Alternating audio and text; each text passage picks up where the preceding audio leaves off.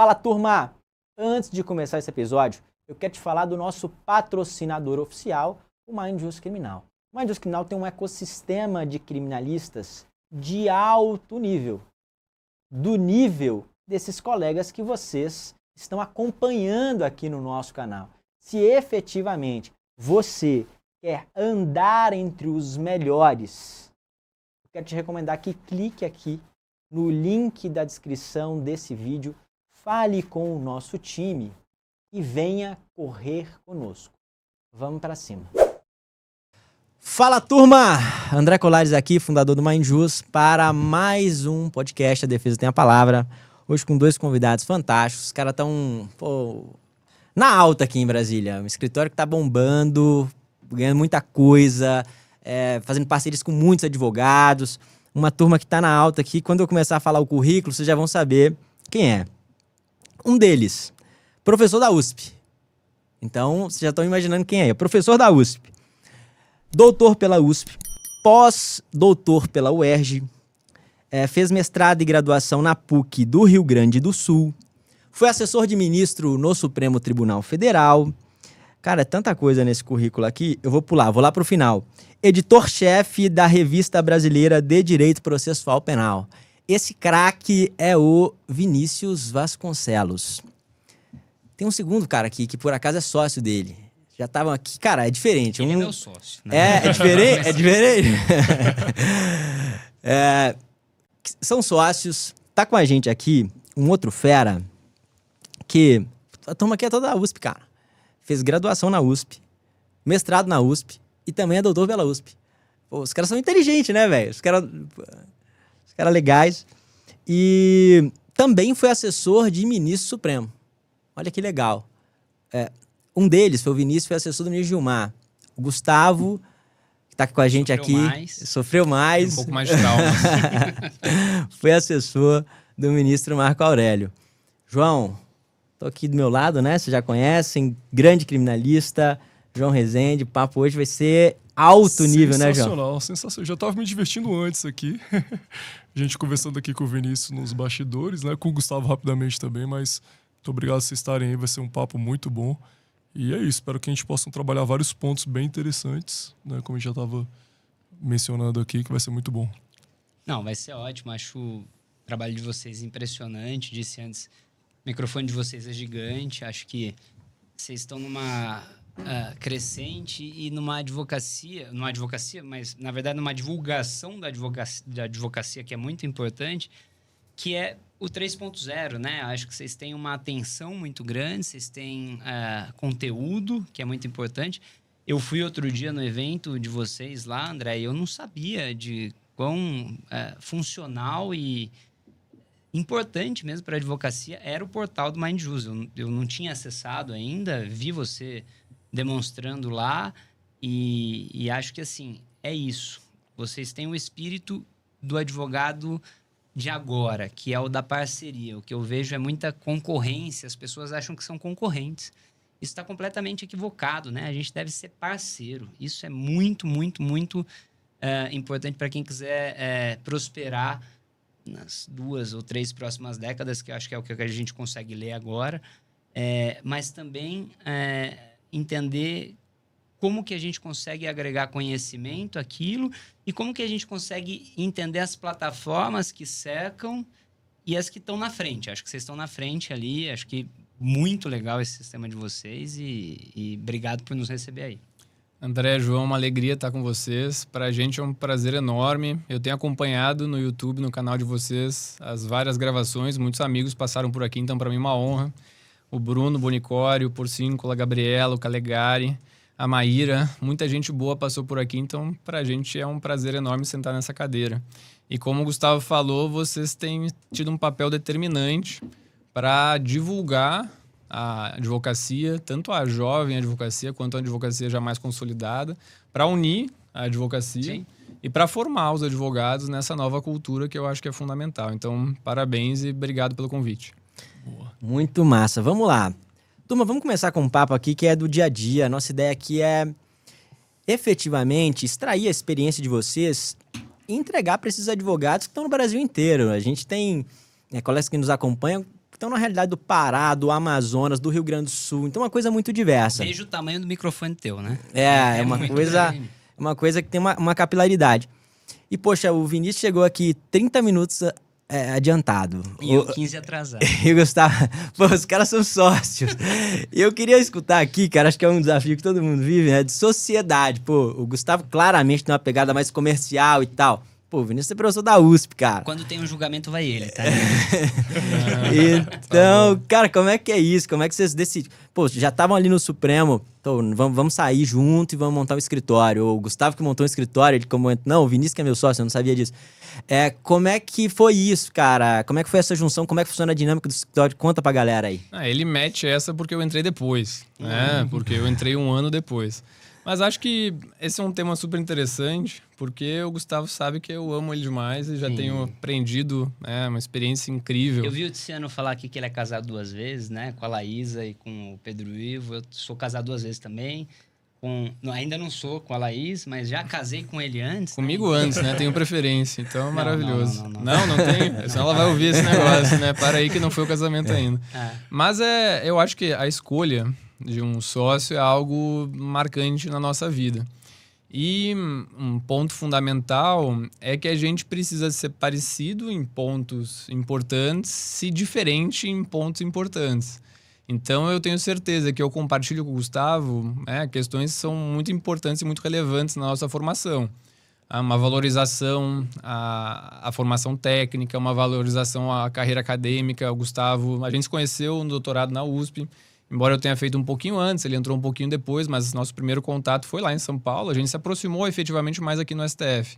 E o Gustavo me incentiva e eu incentivo ele. Para mim foi muito marcante. Ele fez questão de estar comigo no concurso da USP, tanto em novembro quanto agora em junho. Talvez tenha comemorado mais do que eu. Sim, então, eu isso é muito bonito e para mim foi muito tocante no meu coração. E a gente tem contribuído muito um com o outro. Como eu falei, tem que ser parecido em coisas importantes. A gente é parecido na ética, na atuação correta com o cliente, lidar com o cliente de modo sério. A gente não vende ilusão, a gente fala a realidade. Eu sou mais pessimista do que ele, então eu vou lá e falo, isso aqui a chance é marromeno. Ele fala, não, tem um pouco mais, mas obviamente a gente nunca dá certeza, porque certeza não existe no direito. Então, nisso a gente é muito parecido. Valorização da técnica, valorização da relação com o cliente. Ao mesmo tempo, a gente é diferente em muitas coisas. Então, eu gosto demais de dar aula. Ele gosta, mas não tanto. Então, isso é um ponto diferente entre os dois. Eu sou mais certinho, mais toque, assim, né? Eu sou mais calmo, ele é mais estouradinho com a equipe. Então, é isso. Vai lidando e cada um vai complementando o outro. E, obviamente, eles chama muito mais atenção na mesa do que eu. Eu sou um pouco mais quieto e tal, fico mais na minha. Ele chama a atenção de todo mundo, conta mais piada. Isso é espetacular e eu gosto demais de ouvir as piadas dele também. Eu sou piadista ruim, né? Mas eu acho que a minha principal sorte foi a formação. Acho que a gente tem algumas coisas para falar aqui, né? Eu gosto de entregar, quando eu dou aula ou estou falando em algum lugar, ferramenta para as pessoas que estão ouvindo, né? Acho que esse é o principal intuito do Mind Justo também. Sim. O que eu tenho para falar aqui é que a principal coisa da minha vida é a equipe que eu consegui formar no escritório. Então, o ministro Marco Aurélio se aposentou em 12 de julho de 2021. Eu fiquei um tempinho... Eu já sabia o que eu queria fazer desde muito antes, mas eu fiquei um tempinho ali estruturando a minha cabeça, principalmente, e aí abri o escritório logo na primeira semana de outubro de 2021. Aquele dia foi o dia mais importante da minha vida, né? Eu pulei num abismo que eu não tinha nenhum cliente. Eu não tinha nenhum cliente, cara. Era zero. Zero, zero, zero. O que eu tinha na vida? Tinha um cachorro que gostava de mim e eu tinha um dinheiro no banco que não era muita coisa não, também. Então, eu brinco que esse dia eu pulei num abismo. Eu pulei num abismo que era muito maluco. Era... Assim, eu tinha uma ideia na cabeça e nada mais. E aí, eu consegui, uma semana depois de muito insistir, ligar várias vezes, e o Caio, que hoje é um dos nossos sócios e ainda estava no Supremo, incentivar também, chamar o meu melhor estagiário do gabinete. Eu falei, Guilherme, é o seguinte, cara. E o Guilherme poderia ir para 2 ou 3 escritórios, ele é super bem relacionado e poderia ir mesmo, de verdade, e ele queria ir para um desses grandes escritórios, até de alguém que você já entrevistou aqui, e aí o Caio falou, não, vai para o Gustavo.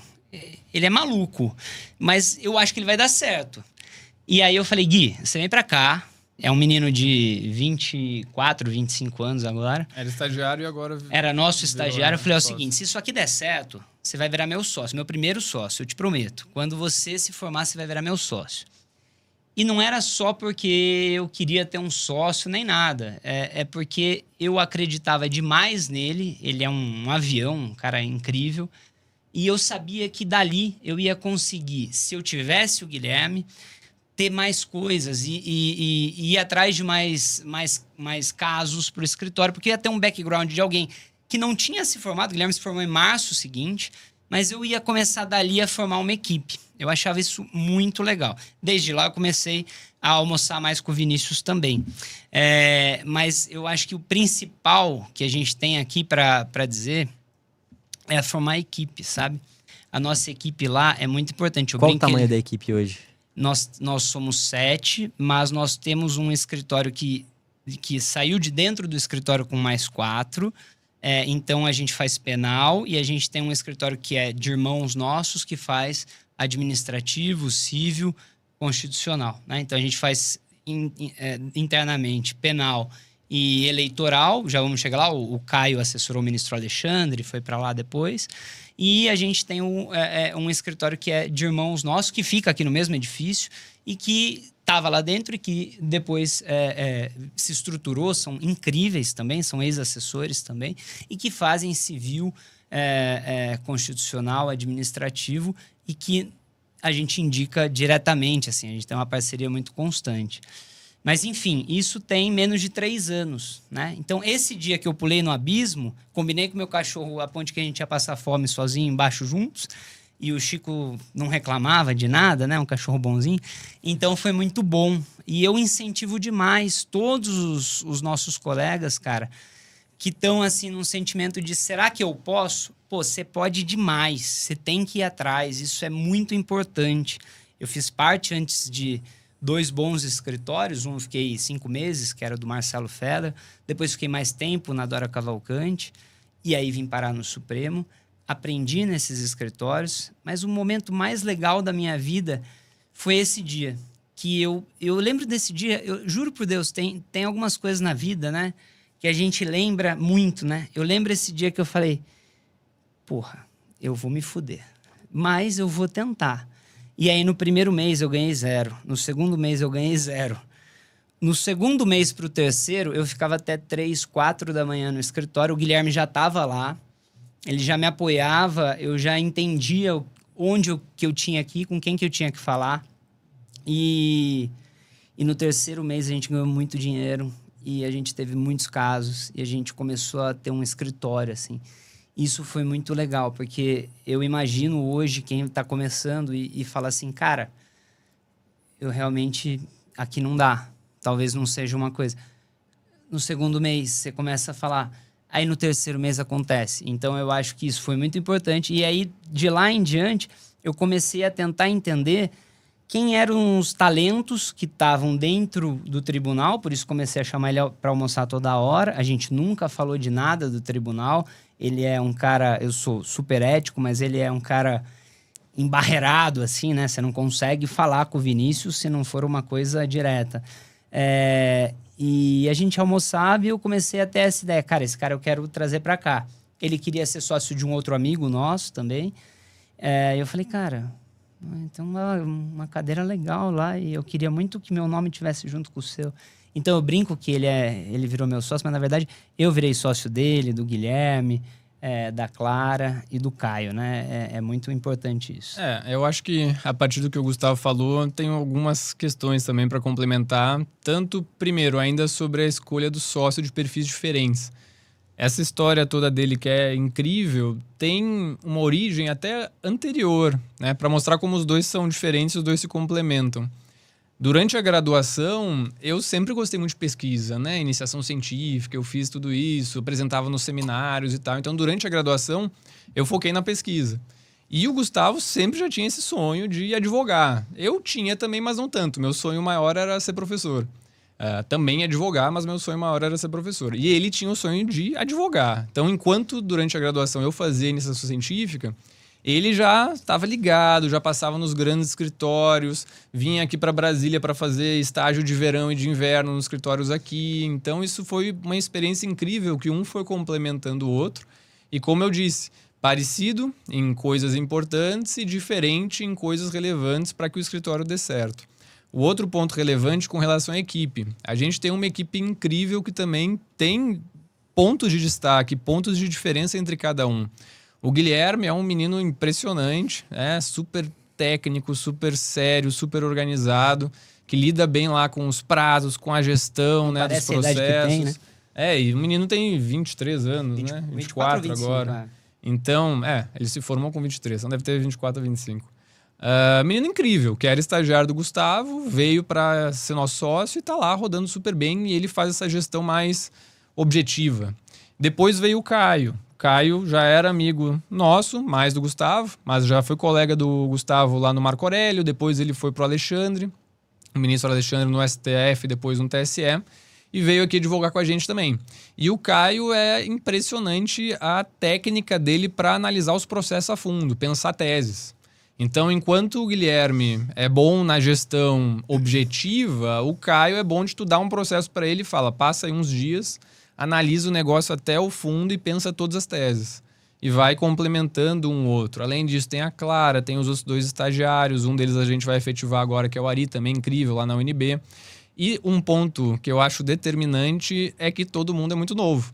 A gente tem feito parcerias com advogados novos e advogados mais antigos consolidados, e a gente é todo mundo muito novo. Ele fala que ele é 2 anos, dois dias mais velho do que eu, né? Eu sou mais velho, tenho 34 e 2 dias a mais que ele. Cara, essa é uma pauta... Vinícius, sem querer te interromper, essa é uma pauta legal, a gente começa a falar que vai um jogando a bola pro outro. Esse negócio da idade, porque eu sei disso por conta do seguinte, nós temos ativos uns 900 membros no Mindjus e a gente recebe milhares aqui que vêm participar das nossas imersões. Não raro... O advogado fala assim, ô André, eu tô aqui no escritório do... Eles estão no 10º, pra quem não tá escutando, eles estão no 14º andar, eles têm 5 salas aqui no Brasil 21. E eles falam assim pra mim, André, tô aqui no escritório do Gustavo e do Vinícius, vou passar aí. Ou, pô André, eu vou ter que ir pra um julgamento, que eu tô fazendo parceria com o Gustavo e com muitos advogados, muito grandes, de várias regiões. Existe uma barreira pra vocês com relação à idade, ou essa é uma coisa que foi superada? E uma pergunta dentro dessa, que eu acho que é uma dúvida de todos. Cara, o fato de vocês terem sido assessores, do Caio ter sido assessor, diferencia alguma coisa pra vocês? Pô, não, pro Gustavo é diferente. Eu tenho 2 respostas pra isso, na verdade. A primeira é não. Porque se isso diferenciasse alguma coisa, né? Nós temos vários amigos assessores, pra você entender, cada gabinete tem entre 9 e 11 assessores, isso depende da antiguidade do ministro. Então tem mais ou menos, só no Supremo, mais de 100 assessores, com certeza. No STJ, a gente tem mais de 300 assessores. Então o fato de você ter sido assessor não é... sem contar os que já foram, né? Sem contar os que já foram. Então, quer dizer, tem milhares de ex-assessores por aí. O ponto é a gente entender como funciona cada gabinete. Então a gente tem Caio e Guilherme, o Caio foi antes do Marco Aurélio, depois foi do Alexandre, mas nós fomos do gabinete do ministro Marco Aurélio. O Eduardo, que é o titular desse escritório, que advoga em civil, administrativo e constitucional pra gente, foi do Marco Aurélio também. Então nós temos isso em comum, né? O Ari esteve no gabinete do ministro André Mendonça. Enfim, nenhum outro escritório, com certeza, no país, tem tantos ex-assessores quanto nós temos lá hoje. Isso é indiscutível. O ponto nosso é outro. A gente tenta entender como é que funciona a dinâmica de cada gabinete e tentar aplicar isso aos nossos peticionamentos, né? Então, eu via muito advogado bom peticionando demais, peticionando de menos, deixando de peticionar, peticionando na hora errada. E isso é o determinante. É o ajuste fino, né? É você entender o que vai bem em cada gabinete, né? Acho que as pessoas, por exemplo, se concentram muito aqui em Brasília. Você está aqui e eu acho... Isso é até um ponto que eu queria voltar. É um mérito demais seu de ter vindo para Brasília, né? Mas o melhor padre o melhor advogado é o do padre que sabe como a missa é rezada. Porque ele está sempre na missa, né? Então ele sabe como a missa é rezada. Sim. A gente está sempre no STJ, sempre no Supremo, sempre no TSE, sempre no TRF1. Então a gente entende qual é a dinâmica, e elas são muito próprias, de cada gabinete. É esse o diferencial do escritório. Não o fato de ter sido assessor. Isso é muito bom, eu aprendi muito mais na assessoria do que na graduação, no mestrado e no doutorado, sem dúvida, porque a prática é muito importante. Eu lia tanto que eu sabia o que era ruim e o que era bom, o que chamava mais a minha atenção, o que brilhava meu olho. E é isso que eu tento implementar lá hoje. Mas eu não acho que é o fato de ter sido o assessor que seja determinante. Gustavo, dentro da sua resposta, uma coisa que acontece muito, isso aí não tem como negar ou esconder. Até pra gente aparece muito, né? O advogado de fora, o cliente querendo acesso. Ah, você tem acesso ao ministro, tal, acesso. Isso existe? Isso impacta pra vocês? Existe, a gente repele muito, né? Ele é a minha prova disso. Eu não almoço e janto com nenhum ministro, né? Aqui em Brasília, o que mais tem é vendedor de nuvem que diz que faz chover. Mas a cidade é um deserto, não chove em Brasília. Nós estamos há 120 dias com seca aqui, vai demorar mais, né?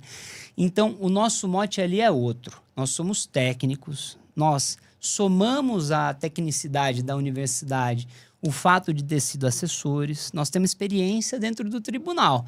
Mas isso de vender uma aproximação com o assessor ou com o ministro é uma bobagem tão grande que se esvai no primeiro caso. A gente quer criar parceiros para a vida. Eu acho que a advocacia é uma maratona, não é uma corrida de 100 metros. Então, eu não quero ganhar um caso com o cara ou ganhar um honorário do cara. Eu quero ganhar a maratona, eu quero estar aqui, eu quero que daqui 20 anos a gente volte aqui, a gente coloque essa entrevista e você só fale, caraca, você era só mais novo e tal, tava com o cabelo mais arrumado do que hoje. Mas eu quero estar aqui com vocês daqui 20 anos. Eu quero estar com o Vinícius daqui 20 anos. Quero estar com o João daqui 20 anos. Eu quero estar aqui daqui 20 anos. E eu acho que essas pessoas que vendem tanta nuvem que faz chover em Brasília não estarão aqui daqui 20 anos. Esse é um outro ponto. Eu falo demais, né? Vocês podem me cortar. Mas esse é um outro ponto importante que eu acho, assim, da gente explorar. Eu tenho intimidade, eu posso ir cortando mais. Vai, né? mais. Mas eu acho que é a advocacia de tribunal superior. Imagina que não pode só. vender ilusão. Que não pode vender ilusão e que tem que vender trabalho sério, técnica, né? A gente tem atuado muito nessa pegada de não ser mero despachante aqui em Brasília. A gente quer pensar o caso junto, a gente quer peticionar junto, a gente quer pensar as teses junto, né? Então, aqui em Brasília tem muita gente que, óbvio, é um trabalho relevante também, mas cada um tem o seu perfil. O nosso perfil é de querer advogar junto de verdade. E nesse sentido, a gente faz as propostas, por exemplo, a gente não faz propostas só para entregar um memorial, só para fazer uma sustentação oral. A gente faz proposta para entrar no caso junto. Que essa é a ideia, pensar o caso junto, colocar mais braço, mais cabeça para pensar o caso e para peticionar e para pensar a tese. E isso tem dado certo nesse sentido. Voltando às tuas perguntas, André, que eram muito relevantes. A primeira, né, que o Gustavo respondeu e depois voltamos na questão da idade, que eu também acho que é legal. A primeira, sobre acesso. Acho que não existe isso. Acho que o acesso ele é construído com confiança.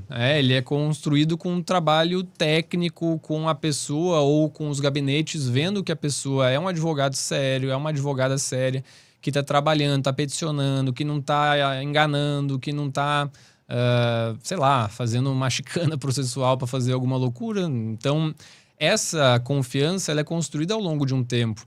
E talvez esse seja o diferencial de advogados e advogadas que estão aqui em Brasília.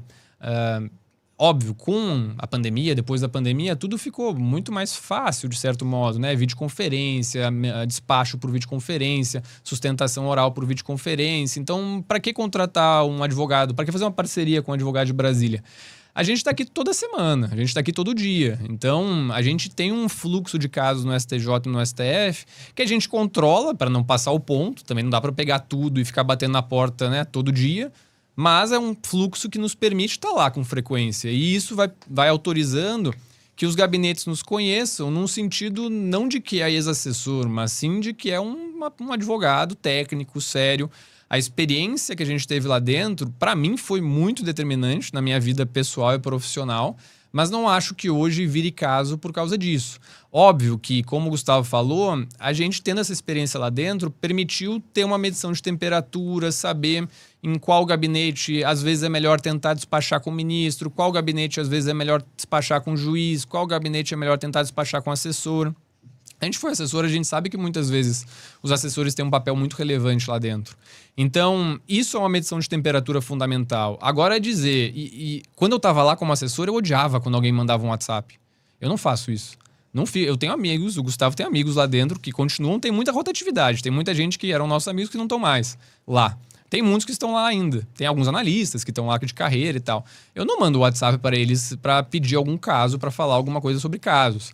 A gente, óbvio, eles nos conhecem, eles vão nos ouvir em geral, mas a gente sempre segue o caminho normal. Mandar e-mail, sabe? Mandar e-mail, pedir audiência. Ir no gabinete, ir no mesmo sem ter gabinete. audiência marcada. Cara, eu sempre tive esse cuidado, que eu tenho amigos nos tribunais e eu sempre, às vezes eu mando uma mensagem, tipo assim, cara, qual que é o seu número funcional? Isso. Pra eu te ligar no seu número funcional, porque assim, é trabalho profissional mesmo. Exatamente. Assim. Como é que recebe? Quando recebe formalmente? O que eu faço para formalizar um pedido para me receber? Então, óbvio que o pessoal nos conhecer ajuda, né? Eles veem o nosso timbre, eles sabem que sou eu, Gustavo, que a gente está trabalhando, que a gente tem essa experiência profissional e prática que foi lá dentro. E eu acho que o ponto da gente ter uma carreira acadêmica nos ajudou, porque, como o Gustavo falou, aqui tem muitos assessores em Brasília, alguns bons, alguns que vendem ilusão, mas tem muitos... Não só assessor e ex-assessor. Isso, muita gente. Pelo contrário. E o fato da gente ter essa experiência prática lá dentro não vira por si só, mas ajuda. Tudo isso são soma de fatores. E um fator determinante também foi a gente ter uma experiência acadêmica anterior, a gente tem um nome. Sabe como eu falei, meu sonho era ser professor. Eu não vou vender uma ilusão na advocacia para colocar em risco minha carreira como professor e para colocar em risco meu nome como professor. Então, são coisas que caminham junto e que são determinantes uma à outra. E Vinícius, até nesse ponto, em relação ao posicionamento, deixar claro que não tem nenhum caminho transverso aqui, digamos assim. Mas como é que vocês fazem em relação à cobrança de honorários, principalmente em relação ao êxito? Por que eu falo isso? Porque muitas vezes o pessoal me procura pelo fato de estar em Brasília, porque você tem relacionamento, sabe como é que funciona. Vamos colocar um êxito grande aqui, porque eu sei que vai repassar para fulano. Não, cara, não. Tipo assim, Deus me livre, né? Tipo assim, mas assim, existem números que passam uma mensagem que mesmo você falando claramente que isso não existe, as pessoas subentendem algo que é transverso. Assim. Então, assim, como que vocês indo com essa questão de cobrança de honorários, vocês poderem falar sobre a questão do êxito e prolabore, como que vocês medem isso e tocando nesse ponto também que é um pouco sensível. Posso só começar com aquela historinha da... a gente estava no escritório outro dia, já tem uns meses. Não tem ano, mas tem meses. E aí, cara, eu percebi que meu principal concorrente é a mentira aqui, na verdade, né? Entendeu? Porque é o seguinte, tava na mesa eu, um outro advogado nosso, eu ia até dizer o nome, mas não posso, um amigo meu, por isso que não vou dizer o nome, na mesa, que é diretor de uma empresa, e o chefe dele, né, que, enfim, é dono da empresa. E aí, a gente foi muito bem na reunião, né? E aí, esse advogado nosso foi falar alguma coisa e esse meu amigo, que era diretor da empresa, foi intervir e o chefe dele falou, peraí, deixa ele falar, ele tá indo muito bem. Aí eu falei, terminamos a reunião, eu falei, isso aqui, manda o contrato logo, que deu 1, 2, 3 dias, ninguém me ligou. Eu falei, o que aconteceu, né? Liguei para esse meu amigo, falei, cara, achei que tava palavrado. Ele falou, cara, eu tô constrangido, desculpa. A gente saiu daí, a gente foi para um jantar na casa de tal advogado e esse advogado disse que ia jantar com tal ministro no dia seguinte. A gente sabia que tal ministro estava fora do país. Então, assim, esse advogado, ele vendeu um negócio tão... E eu acho isso tão absurdo, sabe? E a gente vê isso muito. Então, eu acho que o ponto aqui é a gente acabar mais e mais com isso. Não é uma revolta minha. É só uma história para ilustrar o que acontece muito por aqui, né?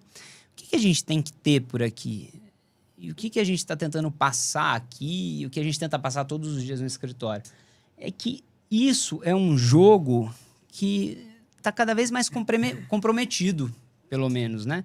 Que não deve existir, que é pura ilusão, é pura mentira. Isso existe muito, né? O que a gente faz para precificar honorários aqui, e eu vejo alguns advogados dizendo assim, não, eu precifico de acordo com a capacidade econômica do cliente. Respeito esses colegas. Nós não precificamos nada com a capacidade econômica do cliente. Eu não sou caçador de tesouro para saber se o cliente está bebendo um vinho melhor ou um pior, usa uma joia melhor ou uma pior. Eu precifico de maneira fixa. Então, no escritório, se vocês forem hoje, o custo, o prolabore de um habeas corpus é fixo. Pode ser um policial, que a gente atendia até outro dia, ou pode ser, nós atendemos governador, senador, deputado, nós temos lá. É o mesmo preço. Esse preço é invariável. É o mesmo do prolabore e o mesmo do êxito. Nós fazemos um prolabore igual ao êxito. Mas esse preço é invariável. Isso é muito legal. Porque se vocês me ligarem daqui 3 meses... não sei se a inflação subiu... Espero que esteja esteja maior. Não sei se vai ter corrigido. Mas o preço vai ser igual. Então eu não escolho a cara do cliente. É um negócio que a gente faz lá. Eu ouvi também, porque eu sou ouvinte de vocês aqui, o Tiziano dizendo que eles fazem um negócio também de uma cobrança mensal. A gente também tenta fazer, né? Distribuir o risco e tal. Então, eu acho que isso é muito mais legal do que você falar assim, pô, esse cliente aqui vale 1 milhão. Esse daqui vale 100 mil reais. Não, todo cliente é cliente. E ele é a principal coisa da minha vida. Fora a minha mulher, o Vinícius, o Guilherme, a Clara... e o Caio. Mas é o que trouxe minha prosperidade, é o que trouxe, o que fez eu lembrar da minha pessoa há alguns anos atrás e falar, cara, vocês têm um negócio de, no final, dizer uma mensagem para todos os advogados, né? A minha eu já vou dizer agora, eu ia dizer assim, cara, continua fazendo o que você está fazendo, vai dar certo no final. É o que eu penso e falo assim, cara... Se eu continuar fazendo isso aqui, sem ficar escolhendo o cliente, ele vai voltar, porque ele vai ouvir um preço maior e um menor. Ele vai falar assim, cara, e aquele cara lá que me falou um negócio e parece ser verdade mesmo, assim. Porque se você voltar com outra pessoa lá, a gente vai fazer o mesmo discurso. Então, eu acho que essa coisa retilínea que a gente tenta manter ali, a gente mantém demais, esse é o curador da coisa retilínea, inclusive, é muito importante, sabe? É o que vocês têm feito aqui. Vocês fazem uma coisa que vai indo e sobe. É o que a gente tem tentado fazer lá. Se você tentar fazer uma coisa assim, de acordo com o cliente, ou de acordo com o caso, ou de acordo com a coisa aqui também pode ser que daqui a pouco, André, João, vire aqui um Spotify e fale para vocês, olha, a gente quer fazer um negócio, muito gigante aqui e tal. Vocês falem, cara, mas eu vou abrir mão de todas as outras plataformas, meu microfone aqui é gigante, eu não quero parar de falar com todo mundo. Então, a gente faz uma coisa muito retilínea e tenta, né? É porque nosso interesse é ter parceiros, né? A gente trabalha especialmente com parcerias aqui. Não tem concorrência, né? Então, por isso, acho que é fundamental ter esse leque aberto para trabalhar com diversos advogados e advogadas do Brasil inteiro. Essa é a ideia. É uma advocacia focada em tribunais superiores, a gente também faz primeiro e segundo grau, mas especialmente STJ e STF. E para isso a gente trabalha junto com os advogados, né? Os advogados que são dos estados, que querem alguém para trabalhar junto, pensar junto, dividir a responsabilidade num bom sentido, né? Pensar as teses junto, como eu falei. Pode ser o melhor ou o pior advogado, ou o melhor ou a melhor advogada. Sempre vai ter alguma tese que eu não pensei, sabe? Isso eu falo... E aí é um ponto interessante, né? Teoria e prática também da academia. Pode ser o melhor professor, melhor professora que vai escrever um artigo, um livro. Sempre vai ter alguma coisa para sugerir, sempre vai ter alguma coisa para criticar, sempre vai ter uma outra visão, uma outra perspectiva. Então pode ser o melhor advogado do mundo, que está cuidando do processo lá embaixo. Se tiver uma outra cabeça para pensar junto, é isso, advocacia é parceria. Voltando à tua pergunta, João, o negócio dos honorários é complicado. Tem que sempre colocar uma barreira bem forte. Alguns clientes às vezes perguntam, né? E aí, tem alguém para falar? Tem alguém que quer receber alguma coisa por fora? E a gente sempre fala muito claro, a gente não trabalha com isso, né? Se quiser, pode procurar outra pessoa, a gente não trabalha com isso, a gente trabalha com o direito. Tentar as coisas juridicamente, falar o que é razoável, o que não é, quais teses tem mais chance, quais teses não tem. Falar o que a gente acha que pode ter uma viabilidade maior e o que não tem tanto, e não dá certeza, porque infelizmente, eu sempre falo isso para os clientes, eu não sei Tá nem no se... nosso contrato, né? Eu não sei nem se a minha esposa vai estar em casa quando eu chegar, então imagina falar que um ministro vai conceder alguma coisa. Não existe, né? Não existe no direito, não tem como ter essa certeza. Mesmo lá no gabinete do ministro Gilmar, que eu trabalhei 4 anos, eu sei mais ou menos qual é que são as posições, mesmo lá eu não tenho certeza do que vai ser dado, o que não vai ser dado, não existe isso. Então o direito, infelizmente, ele é mais incerto. Ele é mais incerto e às vezes tem coisas parecidas que um dá para uns, não dá para outros, infelizmente. Vocês sabem, isso acontece na prática, né? E nunca nesse- trabalhar... Não, pode Só falar, pode falar. um adendozinho. Nunca trabalhar só no êxito também, né? O cara que trabalha só no êxito, cara, primeiro, ele desprestigia o próprio trabalho, porque, porra, ele deixa de acreditar que ele tem alguma coisa para oferecer. E, em segundo lugar, a gente vê muita gente trabalhando no êxito de milhão, né? Então é o seguinte, não, é 1 milhão no êxito. E aí é assim, é porque é 500 mil para mim, 500 mil para uma entidade, né? Que ele deixa no ar, assim, se é alguém que ele conhece, né? Ou seja, nenhum funcionário público é bilionário, né? A gente não conhece nenhum.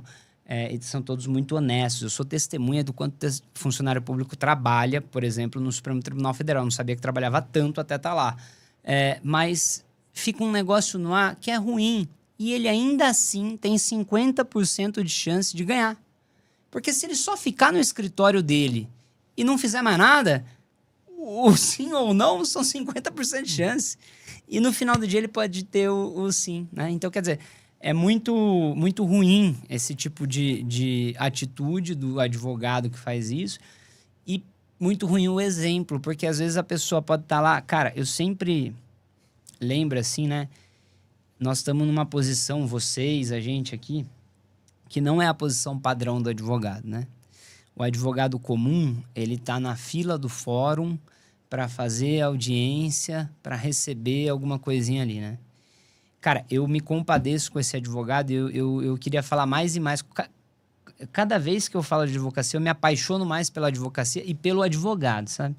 Por isso que eu acho que é tão importante o trabalho que vocês fazem. Porque é um cara que está lá no interior do interior, tentando ter um estudo por o que vocês proporcionam por aqui. Vocês fazem um trabalho incrível, assim, né? Ajudam a corrigir petição e tal, que é um segundo olhar, é muito importante. Mas o cara tá lá no interior.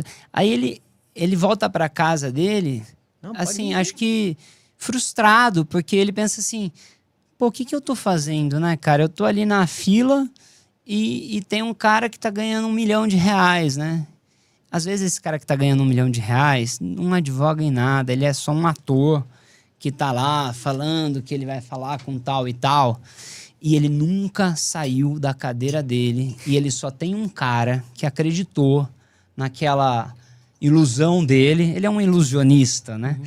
E eu imagino, cara, que o cara lá do interior ele vai falar assim, pô, o que aconteceu, né? É preciso de sorte na vida. Mas também é preciso que a gente esclareça que a vida não é isso, né? A gente tá aqui porque você, André, falou, vou mudar para Brasília, eu vou fazer o Mind Juice lá em Brasília. Por quê? Porque estar em Brasília realmente é muito importante. Que outro lugar no Brasil você teria para explorar tão bem a discussão, esse microfone, do que não em Brasília? E agregar o Brasil inteiro. E agregar o Brasil inteiro. Sim. Né? Então, isso é muito importante. Estar em Brasília é muito importante. Mas nós estamos aqui por uma pitada de sorte, por uma pitada... E muitos privilégios aqui muitos que a gente privilégios, por uma pitada de estudo, e que eu nem acho que é o mais importante. Ele acha mais do que eu e ele tem razão em algumas coisas, mas eu acho que é muito importante a gente desfazer esses mitos e falar pro cara que tá lá no interior, cara, você pode dar certo pra caramba, assim, só você fazer suas coisinhas direitinho, acreditar em você, vai atrás. Isso aí é um monte de gente pirata que tá fazendo um negócio que não vai se sustentar, não vai estar aqui daqui 20 anos, os caras... Então, acho que é isso, assim, né? Deixa eu falar Eu tô um falando pouquinho demais, também, pelo amor de eu gosto de Deus. falar pra caramba. Só trazer uma pergunta nesse tema que vocês trouxeram em relação a parcerias com o restante do país. Porque Isso é muito bom. eu fico pensando na pessoa que está ouvindo a gente, que não é de Brasília, que ver que realmente existe um acesso facilitado, até por conta disso que o Vinícius falou, e concordo totalmente, questão da videoconferência, despacho virtual, envio de memoriais por e-mail. O que vocês recomendam para esse advogado, para ele ponderar, para ver, não, esse é o caso de acionar alguém de Brasília para atuar em parceria, ou esse é o caso que eu posso atuar sozinho? O que vocês recomendam para que a pessoa avalie para poder tomar essa decisão de contratar alguém, um parceiro em Brasília? Eu acho que certamente não vai ser para todos os casos, né? Porque é óbvio, vai ter que considerar vários fatores. Um fator econômico, porque certamente vai ter um custo um pouco maior para o cliente. Um fator pessoal, depende do cliente. Tem cliente que olha, que tu sabe que se tu sugerir botar mais alguém, ele vai olhar para ti e vai dizer, mas por quê? Tu não consegue fazer sozinho? Depende muito do cliente nesse sentido também. Um cliente que tem uma cabeça boa, que olhe e saiba que, ele tá me sugerindo botar alguém junto porque duas cabeças pensam melhor do que uma. Então, esse fator também é importante. E, eventualmente, processos que tenham temas mais complexos, que, eventualmente, a gente consiga contribuir com alguma tese. É óbvio que tudo isso são relacionados. Mas, como o Gustavo falou, o nosso interesse é fazer parceria com vários advogados e advogadas, especialmente advogados que estão num momento de carreira parecido com a gente. Óbvio que os mais antigos também são fundamentais. A gente tem feito ótimas parcerias com os mais antigos também. Mas tem muita gente nova que está vindo e aí eu volto. Né? A gente fica falando muitos temas que eu também quero voltar. A pergunta do André lá no começo, a questão da idade.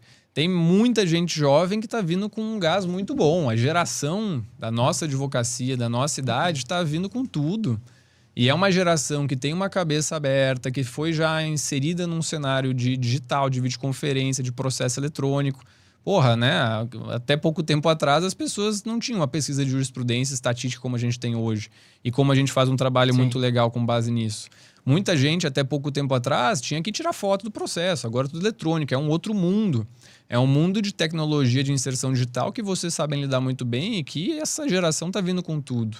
Então, uma geração que não vai vir com uma cabeça travada para as construções tradicionais, mas uma cabeça muito aberta.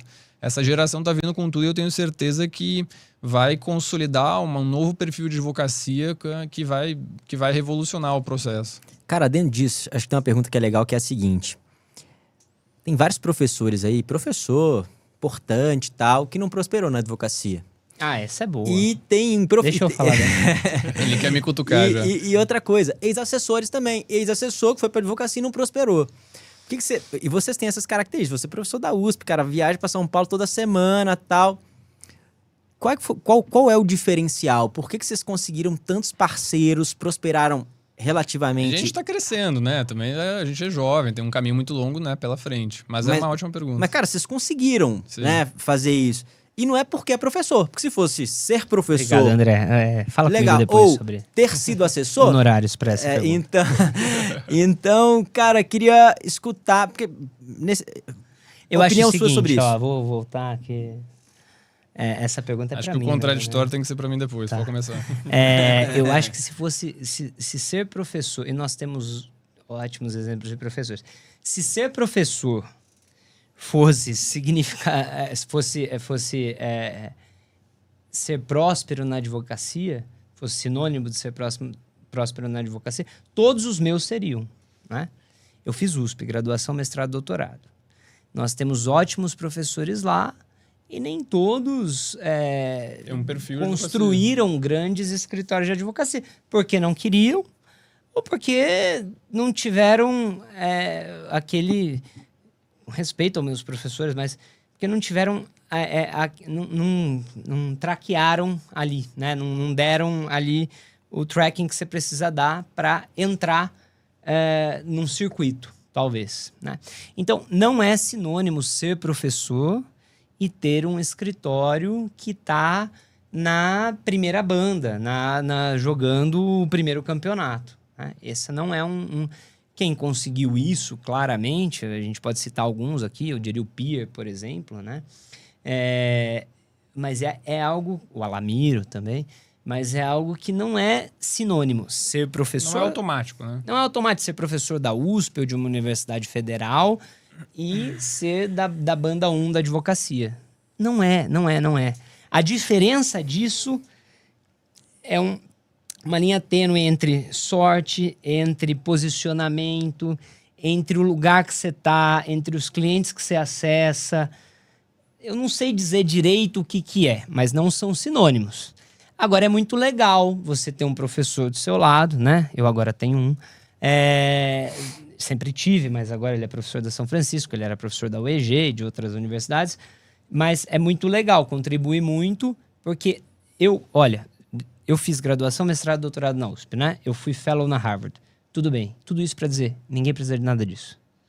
O cara que fizer a graduação na universidade, nós temos 1.032 faculdades de Direito no Brasil. O cara que fizer no interior do interior, como vocês entrevistaram outras pessoas, que eu não vou nomear aqui, eu ia dizer, mas que não fizeram nenhuma universidade de destaque, mas que são advogados incríveis, de destaque. Você não precisa do label, da marca da universidade para ser uma pessoa legal na sua profissão, né? Você precisa entender qual é o tracking da sua posição, da sua profissão e qual é o seu papel nessa profissão, né?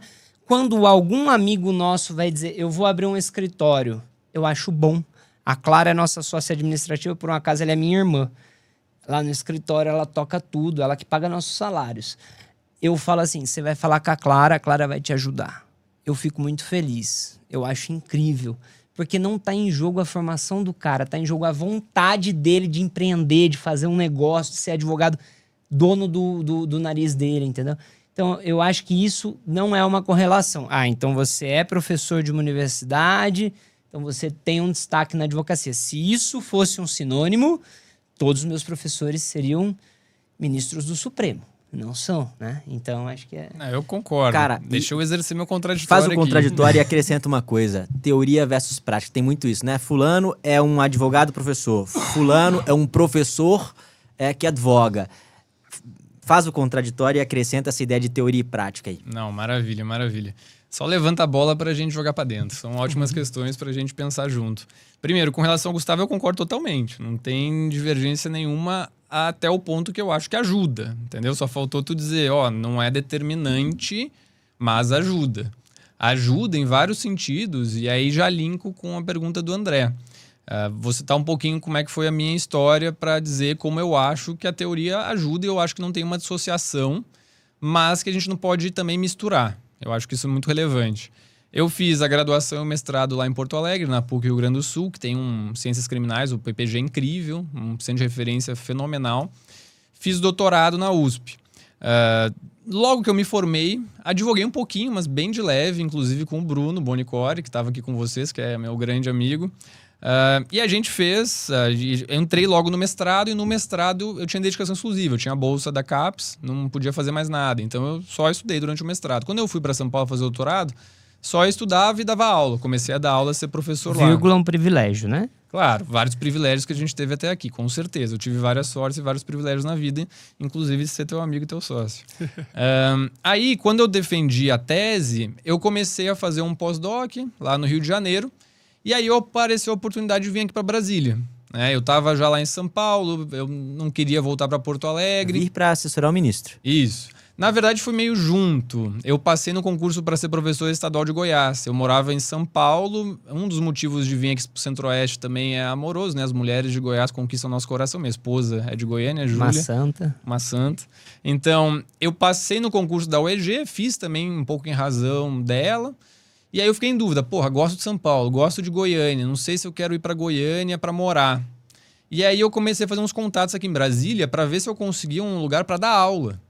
Porque eu já estava dando aula no mestrado em São Paulo e em Goiânia não tinha mestrado privado na época. Na UEG, que foi a faculdade que eu passei lá, fiquei 6 anos, não tinha mestrado. Então eu queria dar aula no mestrado aqui em Brasília, que tinha várias opções. E aí eu fiz alguns contatos, alguns amigos e tal, até que um dia me ligaram lá do IDP, dizendo, olha, o Chico, filho do ministro, me ligou um dia e me disse, olha, chegou teu currículo aqui, te conheço de nome. Ele fez a tese dele na Alemanha sobre colaboração premiada, então ele me disse, li teu livro, gostei demais, que eu tenho um livro de colaboração. Uma das sortes foi escolher esse tema também, antes de estourar Lava Jato, acordos no processo penal. E aí ele disse, não tá tendo vaga agora no IDP para o mestrado e doutorado, mas estão fazendo uma seleção lá para assessor. Quer fazer? Eu disse, legal demais. E aí acabou que vim para cá. E isso era julho de 2018. Ou seja, eu me formei em 2013. Em 2018 eu vim para cá. Eu advoguei um pouquinho no começo, depois foi só basicamente estudo no mestrado e comecei a dar aula. Quando eu ia começar a advogar em São Paulo, eu vim para cá. Então não tinha muita experiência de processo. Cheguei lá no gabinete e jogaram um monte de ação penal e inquérito que estava em andamento para analisar, porque tinha sido logo depois que a P937 foi decidida, dizendo, reduzindo a competência do STF. E o ministro Gilmar, que é um ministro fenomenal, ele dizia, olha, não vamos baixar tudo automaticamente, os inquéritos. Se tiver um inquérito que estiver rodando no próprio rabo, que não tiver base, que já tiver excedido o prazo razoável, não é para baixar, é para trancar aqui mesmo. Então colocaram um monte de inquérito de ação penal no meu colo e eu desenrolei, né, resolvi bem. Eu acho que uma boa base teórica te permite a desenrolar a prática muito mais rápido. Quem tem uma boa base teórica vai conseguir pegar a prática mais rápido. Esse é um ponto. E por que eu acho que elas estão muito bem relacionadas, não tem essa separação tão rígida. Por outro lado, existem separações importantes. 2 exemplos. Primeiro exemplo relevante. Se for olhar uma petição nossa, eu adoro doutrina. Eu escrevo, eu leio, eu gosto demais de livros e artigos. É muito raro ter uma citação de doutrina numa petição nossa. Não tem nada lá. Se tiver uma ou duas. Nada lá. Não adianta, sabe? Vai citar, Você não vai ensinar pegar um ministro, um assessor, qual doutrina ele vai escolher para decidir. vai pegar um habeas corpus, vai botar um conceito Se do um habeas livro. corpus nós tiver mais de 10 páginas, a gente reprova, pede para fazer de novo. Isso, não vai botar um conceito do que é habeas corpus num habeas corpus que você vai mandar para um ministro do STF. Ou para qualquer juiz do 1º grau, 2º grau, não importa. Não faz sentido. Tu tem que ser direto. Título de cabimento. Objetivo. Não adianta. Então esse é um primeiro ponto. Porra, adoro doutrina, sou professor, escrevo, leio. Se for ver uma petição nossa, não vai ter doutrina quase. Só se for uma coisa muito específica, numa discussão muito nova e que o STF não analisou eventualmente. Mas como regra, não. Primeiro ponto. Segundo ponto, meu tema de pesquisa são os acordos no processo penal. Como eu falei, uma das grandes sortes que eu dei na vida foi começar a pesquisar sobre isso antes da Lava Jato estourar. Colaboração premiada, NPP e tal. E aí, na minha produção científica, eu sempre fui bastante crítico aos acordos. Eu penso que se a gente generalizar como tem nos Estados Unidos, que é 95% acordos, isso acaba com o processo. Se parte de uma premissa errada de que só pessoas culpadas aceitam os acordos, quando existem vários fatores que determinam também pessoas inocentes, que potencializam a condenação de inocentes por meio desses acordos. Então, nos meus livros, eu sou bastante crítico e sustento que tem que limitar esses acordos. Mas agora, numa atuação de advocacia, não vou chegar para um cliente e dizer, olha, não vou fazer colaboração premiada porque eu acho que, né, não existe, não pode existir. A gente tem que se abnegar, né? Tá no sistema, tá previsto, cumpriu os requisitos. Se for o melhor para o cliente, no caso concreto, o que importa é resolver a vida do cliente. Então, se o acordo, a colaboração premiada, o NPP for o melhor naquele caso concreto, vai fazer.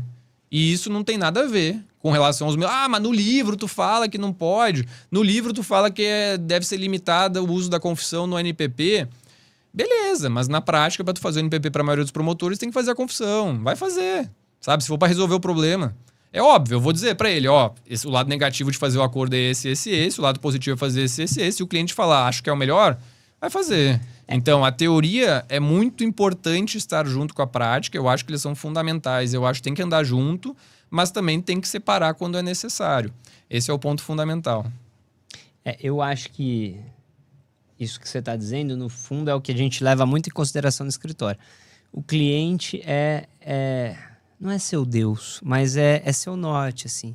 Você tem que entender o que faz sentido para ele. Eu posso estudar... Posso propor para ele cenários, Esses dias a gente estava numa reunião, a gente passou 40 minutos exibindo cenário para um cliente, né? Do interior do Tocantins. Aí ele virou e falou assim, doutor, obrigado por tudo que vocês disseram. Eu quero ser preso. Eu quero brigar com o promotor antes e tal. Então, quer dizer, o cliente é muito importante você sentir a dor do cliente, né? Você tá lá pelo cliente, nenhum cliente liga para você para se distrair. Liga e fala assim, olha, eu preciso de um advogado. Então eu vou ligar para o João, para o André, para o Vinícius, para o Gustavo, que eu preciso contar uma história. A história é a história da vida dele, né? Então você precisa estar atento a isso, você precisa absorver isso. O que eu acho que a gente leva de muito importante no escritório e que talvez seja uma dor da última geração, não tem... O cliente pode te ligar no final de semana, no feriado, de madrugada. Se ele quiser falar comigo, eu vou atender ele. Pô, tudo bem? Eu tô aqui para você. Ele tem que confiar em mim e eu tenho que estar à disposição dele, né? Ele não é que ele queira te ligar, é que a hora que ele sentiu a dor dele. O advogado é antes de tudo, um psicólogo, um psiquiatra, um terapeuta, um amigo, um parceiro. No final do dia ele vai te pagar um honorário, mas você tem que estar lá para ele, sabe? Eu acho que esse sentimento de eu tô com você é muito importante. Se você não sentir isso, pô, vai fazer outra coisa da vida, né?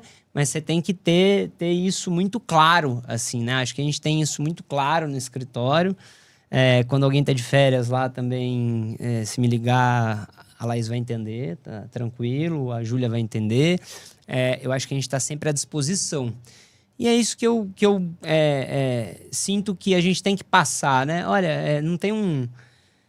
Embora todos nós queiramos viver uma vida melhor e com mais qualidade de vida e tal, mas a profissão exige que a gente esteja lá pelo cara, pela mulher e tal, pelo cliente, né? Acho que isso é muito importante. E estruturar Antes dos nossos dogmas acadêmicos, do tipo, Vinícius, ele não concorda com essa coisa, não.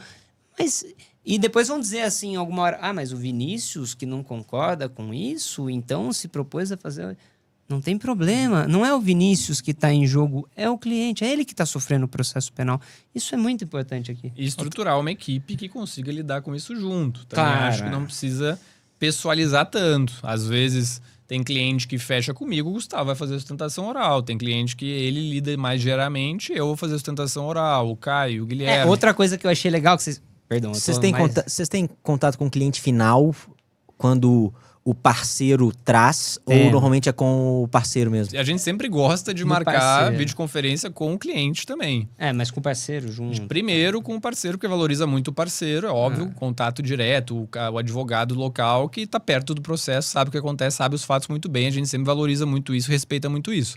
Mas quando a gente vai fechar um caso, a gente sempre diz, preferencialmente a gente gosta de marcar uma videoconferência. Tem cliente que às vezes gosta de vir para cá, né? Que tem preconceito com videoconferência e tal, mas a maioria faz por videoconferência. E a gente sempre gosta de fazer com o cliente para dizer, isso aqui tem chance, isso aqui não tem, a gente existe hoje, estou aqui em Brasília, porque às vezes em Brasília tem gente que vende que nem existe direito. Então, isso aqui não tem como ter certeza, mas eu vou fazer isso, isso e isso, a chance maior é essa, isso aqui tem menor. É fundamental ter esse contato com o cliente lá da ponta, para ele saber que tu existe, para ele confiar em ti e para deixar claro qual é o nosso trabalho. Para deixar claro qual é o nosso trabalho. Fantástico, cara. Fantástico. O que você ia dizer? Eu ia dizer que, como sou ouvinte de vocês, eu ouvi outro dia a pergunta do insubstituível, né? Cara, ninguém no escritório, o que você tem que fazer, né? Eu não tenho que fazer nada. Se o Vinícius estiver lá, se o Guilherme estiver lá, se o Caio estiver lá, a Clara faz outra coisa, mas ninguém... Se você tiver... E o Tiziano disse isso para vocês também, ele ficou 2 meses fora e tal, né? Não pode ser insubstituível. Você tem que ter uma gestão, uma equipe tão boa, e é isso que a gente conseguiu criar lá, que se ele não estiver lá, eu tô. Sempre um de nós dois está aqui no Brasil 21, no escritório e tal. Isso é inegociável. Mas... se eu não estiver, tá nas mãos dele, tá incrível, tá bem entregue. Você tem que confiar no seu parceiro, no seu sócio, né? E não pode ser uma coisa que seja doentia também, do tipo, eu que tenho que fazer, eu que tenho que falar, eu que tenho que negociar, porque senão pessoaliza tanto, que era isso que o Tiziano até disse na outra entrevista, que cara, o ideal é que eu possa falar, cara, eu não tô, mas tá o Vinícius, pode ser? Não pode ser, vai ser. E a gente vai montar uma equipe cada vez maior e tal. Eu acho que a grande mensagem que a gente tem que deixar é que, acho que 2/3 ou mais dos advogados são empreendedores individuais, né? Sim. Isso não é um erro, porque a pessoa ela é levada a isso pelas circunstâncias. É difícil, às vezes eu tenho vontade de desgoelar, mas claro. em geral eu tenho vontade de te abraçar. A Laís também. Faz né? parte. Mas eu acho que é mais assim, você tentar se unir, você tentar ter parceiros e sócios, quando melhor ainda, para você não ficar refém daquilo. Porque, porra, às vezes não tá você ali, mas tá alguém que você confia tanto que, pô, vai entregar o trabalho, você vai viver a sua vida, você tem que tirar umas férias, você tem que fazer outras coisas também, você tem que estar compenetrado no escritório. Nas férias você tem que atender o cliente, mas você tem que falar pro cliente, peraí, minha equipe é tão boa que se você falar com o Vinícius, é igual, ou é melhor. No nosso caso, é melhor falar com ele. Mas é melhor, entendeu? É isso. Cara, Construção da equipe é muito importante. A construção da parceria é muito importante. E nós vamos ser levados mais e mais a isso com a reforma tributária, né? Que eu... Podemos falar disso depois, mas que eu acho, sinceramente, que deveria ter sido melhor pensada para os criminalistas, mas para os advogados que têm clientes, pessoas físicas, né? Assim, me parece que a OAB tenha se preocupado um pouquinho demais com as pessoas jurídicas, né? Ou seja, para o cara que tem um cliente pessoa jurídica, não vai afetar tanto. Ele vai emitir um IVA, tá ali e acabou. Para a gente, cara, isso vai ser muito importante, vai ser significativo. Sabe? Eu acho até que a advocacia jovem, assim, o cara que tá lá no interior, que tá começando, ele vai ser extremamente afetado. Ele deveria, inclusive, nesse momento, falar mais com o CFOAB e falar, gente, peraí, pô, obrigado por tudo. Vocês realmente diminuíram em 30% a nossa tributação aqui, se fosse o IVA geral. Mas, pô, eu vou ter que emitir aqui uma guia para o meu cliente vir, vou ter que explicar para ele que, tô emitindo a mim mais 20% aqui, e o cara não vai pagar. Ele vai falar, não, isso aqui já tá no teu honorário, amigão. E isso vai ser muito significativo a partir de 2027 para o advogado que tem como cliente principal a pessoa física, mais ainda para o cara que está sozinho e tem a pessoa física. E no geral o criminalista atende a pessoa física, né? Tem a pessoa física como principal cliente. Nós, graças a Deus, temos vários clientes corporativos lá, mas a pessoa física ainda assim é o principal faturamento. Sim. E imagina pro indivíduo, pro advogado que está na sociedade individual sem se juntar com ninguém. Então, acho que a gente vai ter um movimento de sociedade. A sociedade individual foi muito importante nos últimos anos, mas a criação dela, mas a gente vai ter uma coisa de uma agregação. E mesmo assim, pra gente, pros criminalistas, era melhor que a gente, antes disso entrar em vigor, não sei como, nessa altura do campeonato, porque eu não sou tributarista, mas bater na porta dos caras e falar, gente, olha só, B2B tá legal, hein? A reforma foi boa. B2C, pô, não tá tão legal assim. Eu não consigo cobrar tal e mandar 20% de boleto separado pro cliente em Brasília. Imagina o cara no interior do interior falar, amigão, é o seguinte, vem cá. O cara não vai recolher, isso que vai acontecer. Tá aqui o boleto do IVA, entendeu? O cara tá sendo acusado de tráfico de drogas. Então, o meu aqui é 1.000, mas aqui tem 200 que você vai pagar de IVA. O traficante vai falar, traficante não, o acusado de tráfico. Vai falar, pô, peraí, que isso? Cara, uma pergunta dentro disso que eu acho que a gente tem que explorar, acontece muito. Muitas vezes o cara não quer trazer um sócio porque ele não quer rachar. Tem essa mentalidade de, pô, vou dividir o bolo, vou trazer o Vinícius para dividir o bolo comigo. E outra coisa que acontece muito, sociedades separam assim, um prospecta 100 mil reais no ano, o outro prospecta 10, porque um tem uma postura mais atenta à prospecção ou mais alinhada com isso, e o outro não tanto. Como é que vocês lidam com isso aí? Essa é uma pauta que separa muitas sociedades e é uma coisa difícil. A gente fez isso meio que manualmente na nossa cabeça quando a gente começou o nosso escritório. A gente sentou, organizou ali uma fração e falou, vai ser mais ou menos isso aqui. E depois foi profissionalizando. Inclusive, né, ano passado a gente contratou uma consultoria para fazer sugestões, para criar um plano de carreira pessoal, como o escritório foi crescendo. Assim, eu acho e concordo, e acho que o Gustavo concorda comigo, que a gente tem que dividir o bolo no sentido de que todo mundo tem que ficar feliz no fim do mês. Sem dúvidas. Óbvio. Então, tanto a gente, quanto o Guilherme, o Caio, a Clara, os estagiários, então todo mundo tem que estar feliz e todo mundo tem que ser valorizado no seu trabalho por ali. Agora, também existe essa questão de quem capta mais. Quem capta mais também tem que ter um diferencial de captação. Então, na nossa fração do esquema do escritório, tem uma divisão de um percentual que todo mundo divide para todo mundo ficar feliz, e quem capta ganha um pouco a mais da sua captação. Se naquele mês alguém captar mais, aquela pessoa vai ganhar um pouco mais. Existe um que chega no escritório, esse um paga imposto, paga... Isso, primeiro paga imposto, despesa, primeiro assim. paga custo e depois E divide. depois o que resta desse tem um percentual que é para originação e um percentual que é do quinhão de sócios. Então, nesse Boa quinhão divisão. de sócios... E isso foi uma consultoria que fez pra E gente. sabe que a nossa divisão inicial não fugiu tanto da consultoria. Não fugiu tanto, A gente teve mais ou menos uma fração interessante lá no começo. Um que bom depois... senso, assim, né? né? E também tem outra. O escritório tem metas de faturamento. Então, por exemplo... Que legal. Isso é um tema que a maioria dos escritórios não tem meta de faturamento, né? Os caras vão vivendo. Cara, esse consultor, a gente fez uma consulta, 3 consultorias e contratou uma. É muito bom porque é o seguinte, existe um job description para todo mundo. Você sabe o que você tem que fazer para ascender. Você sabe o que você tem que fazer para ser sócio, se você não for sócio. Dentro da sociedade, todos os sócios têm salário. Então, o salário é despesa. No final do dia, ele vai ser lançado como despesa. Há uma separação para um fundo de bônus. Há uma originação. Tudo isso entra antes, tá? Então, esse dinheiro está separado. Aí há uma originação e há um quinhão de sócios.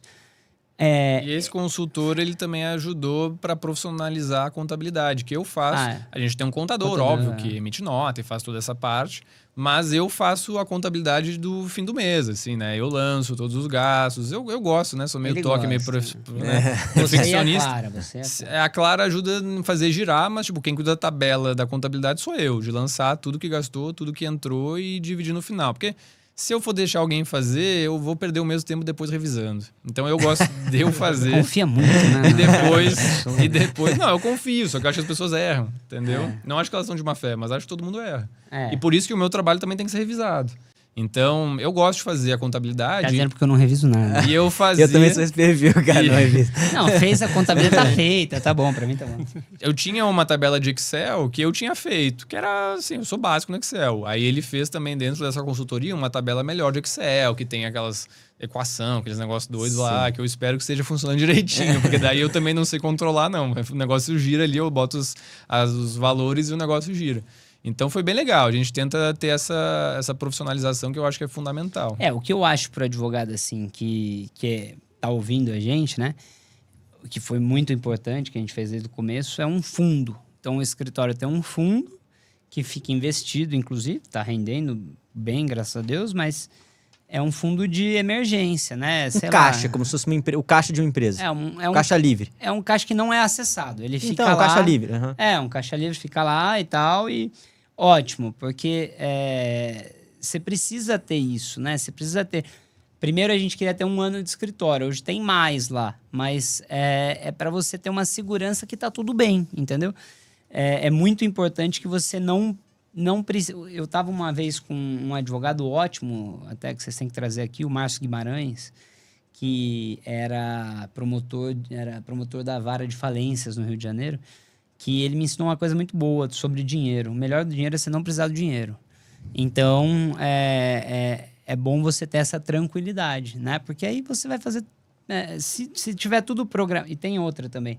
A gente recebe atrasado do escritório, né? A gente recebe o que o escritório faturou em julho, a gente recebe em 20 de agosto. Porque o imposto vem depois. Tá? Não, sim, mas também é um negócio que te dá uma previsibilidade e tal. Então, o escritório tem uma coisa bem feita em relação a isso. Então, acho que é muito importante ter essa previsibilidade. Cara, muito bom. Muito bom. Cara, caminhando pro final, eu acho que tem algumas pautas aqui que a gente devia tocar, que é uma dor contemporânea e tá em alta. Plenário virtual. A gente vê muito isso, né? O caso do advogado vai ser julgado no plenário virtual, ele, vai passar batido, vai no bolo, tal. Então, eu vejo muito advogado nos procurando aqui de maneira geral para tentar um destaque. Queria escutar a experiência de vocês sobre isso. Se também é uma coisa recorrente no escritório, como é que vocês têm lidado com isso? O que vocês podem dar de recomendação para os advogados que estão nos escutando? E no Mindjus o pessoal tá falando muito sobre isso, né? O pessoal pede muita ajuda lá, a gente debate tudo, que é algo que tá bem recorrente. Sim. Cara, eu acho que essa é uma angústia que eu fiquei muito forte lá dentro quando eu estava trabalhando no STF. Por um bom período dos 4 anos que eu estava lá no Ministro Gilmar, eu cuidava do virtual de penal toda semana. Então, no começo era de sexta até quinta, depois ficou de sexta até sexta. Eu tinha a semana, e dentro de outras coisas que eu fazia, para revisar os processos todos. Numa semana tranquila, eram 100 processos na turma de penal, incluindo tudo. Nossa. Numa semana não tranquila, era 200. E no final... Tá E doido. no STJ é muito mais. E no final, Muita eles já coisa. começaram a colocar tema de repercussão geral, discutindo tema, ADI, ADPF, tudo ali. No começo, o virtual ele foi criado para somente reconhecer repercussão geral. Originalmente, ele serviu para isso. Depois, expandiu para embargos de declaração e agravo regimental. E depois, expandiu para tudo. Basicamente, tudo. E aí, é uma angústia, porque...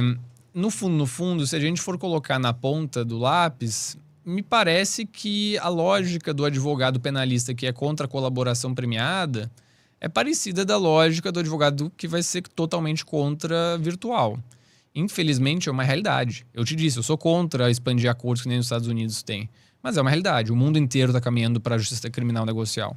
Aqui no Brasil, o STF e o STJ, para rodarem do jeito que estão e que são... com a competência que o STF tem para julgar HCs, como o HC fundamental, ele cria precedentes. Se a gente for ver os grandes julgamentos do STF nos últimos anos foram em HC. Então, sou totalmente favorável à expansão e à consolidação do HC como um mecanismo fundamental na advocacia criminal.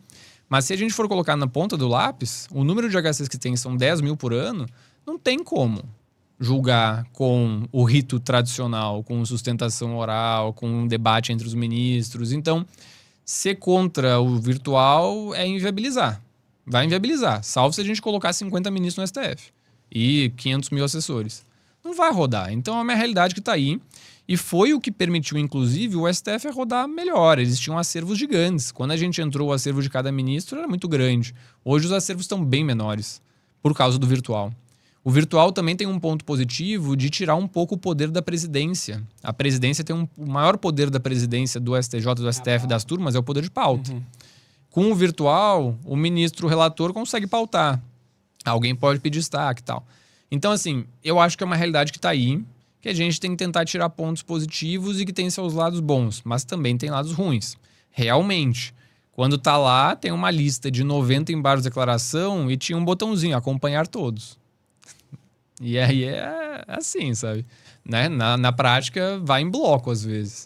E tu precisa ter Eu lia esse... todos, você não. Vai meter essa por cima de mim. Então, tu tem que ter esse traquejo, né? De despachar lá, por exemplo, fazer a sustentação gravada. Um tema interessante. Vale a pena, não vale fazer aquele negócio? Quem vai ver? Lá no sistema do STF, quando faz a sustentação oral gravada, aparece um negocinho vermelho do lado do número na lista do julgamento virtual. Já chama uma atenção. Para tu conseguir votar, tu tem que clicar nela. Tu não precisa assistir até o final. Mas, Não, tem tem que abrir, outra, tem né? que abrir. Seja verdadeiro. Tem que Você abrir. pode deixar rodando Não, em tu segundo pode- plano, tu né? pode abrir e Não que eu fechar. tenha feito isso nunca, você... Tu pode abrir e fechar. Mas vai aparecer. Então, sei lá, vai aparecer a cara do André lá fazendo a sustentação. O cara vai falar, legal, hein? Vou ouvir esse advogado. Dependendo, sabe? Dependendo Então, pode assim, ajudar. Se o advogado tem respeito, a chance de o assessor... Ou ainda que não tenha, faça, só pra ficar com um pontinho Não, vermelho não, ali. não, Exatamente, mas eu falar. tô falando assim... Só eu de ter um falo- vermelhinho Não, ali, isso é verdade. Porque vai na linha que até o Vinícius falou, assim, a questão da construção do respeito nos tribunais superiores. Que quando você tem esse respeito, a chance de você ser ouvido e a pessoa falar, pô, esse advogado aqui eu conheço, Exatamente. seja onde Isso que é, tem então... uma No lista- final do dia é o seguinte, o timbre importa, entendeu? Se eu estivesse lá e estivesse vendo um HC do Toron, do Maris, eu ia parar pra ler. Tanto é que eu tô dizendo esses dois porque eu parei pra ler. Eu lembro direitinho quando eu parei pra ler um do Maris, que tava em jogo um caso, acho que era da Magazine Luiza. Lojas Marisa, acho. Mas eu parei pra ler. E veja, eu lembro do caso, né? Não é meu cliente, é o cliente dele. Mas eu lembro do caso. Então, o timbre importa. Só que o timbre é uma criação de marca. É uma criação, como você diz, de respeito, né? Então, eu acho que o advogado... E tinham advogados também que peticionavam demais e que eram bons. Eu lembro, posso dizer isso, o Victor Anovalho é um advogado bom, que peticionava bastante, e que você falava, porra, o Victor Anovalho de novo, deixa eu ver isso aqui. Então, porque o cara era bom, não era um cara figurão e tal, mas você conhecia, via e tal, tinha uma qualidade de trabalho.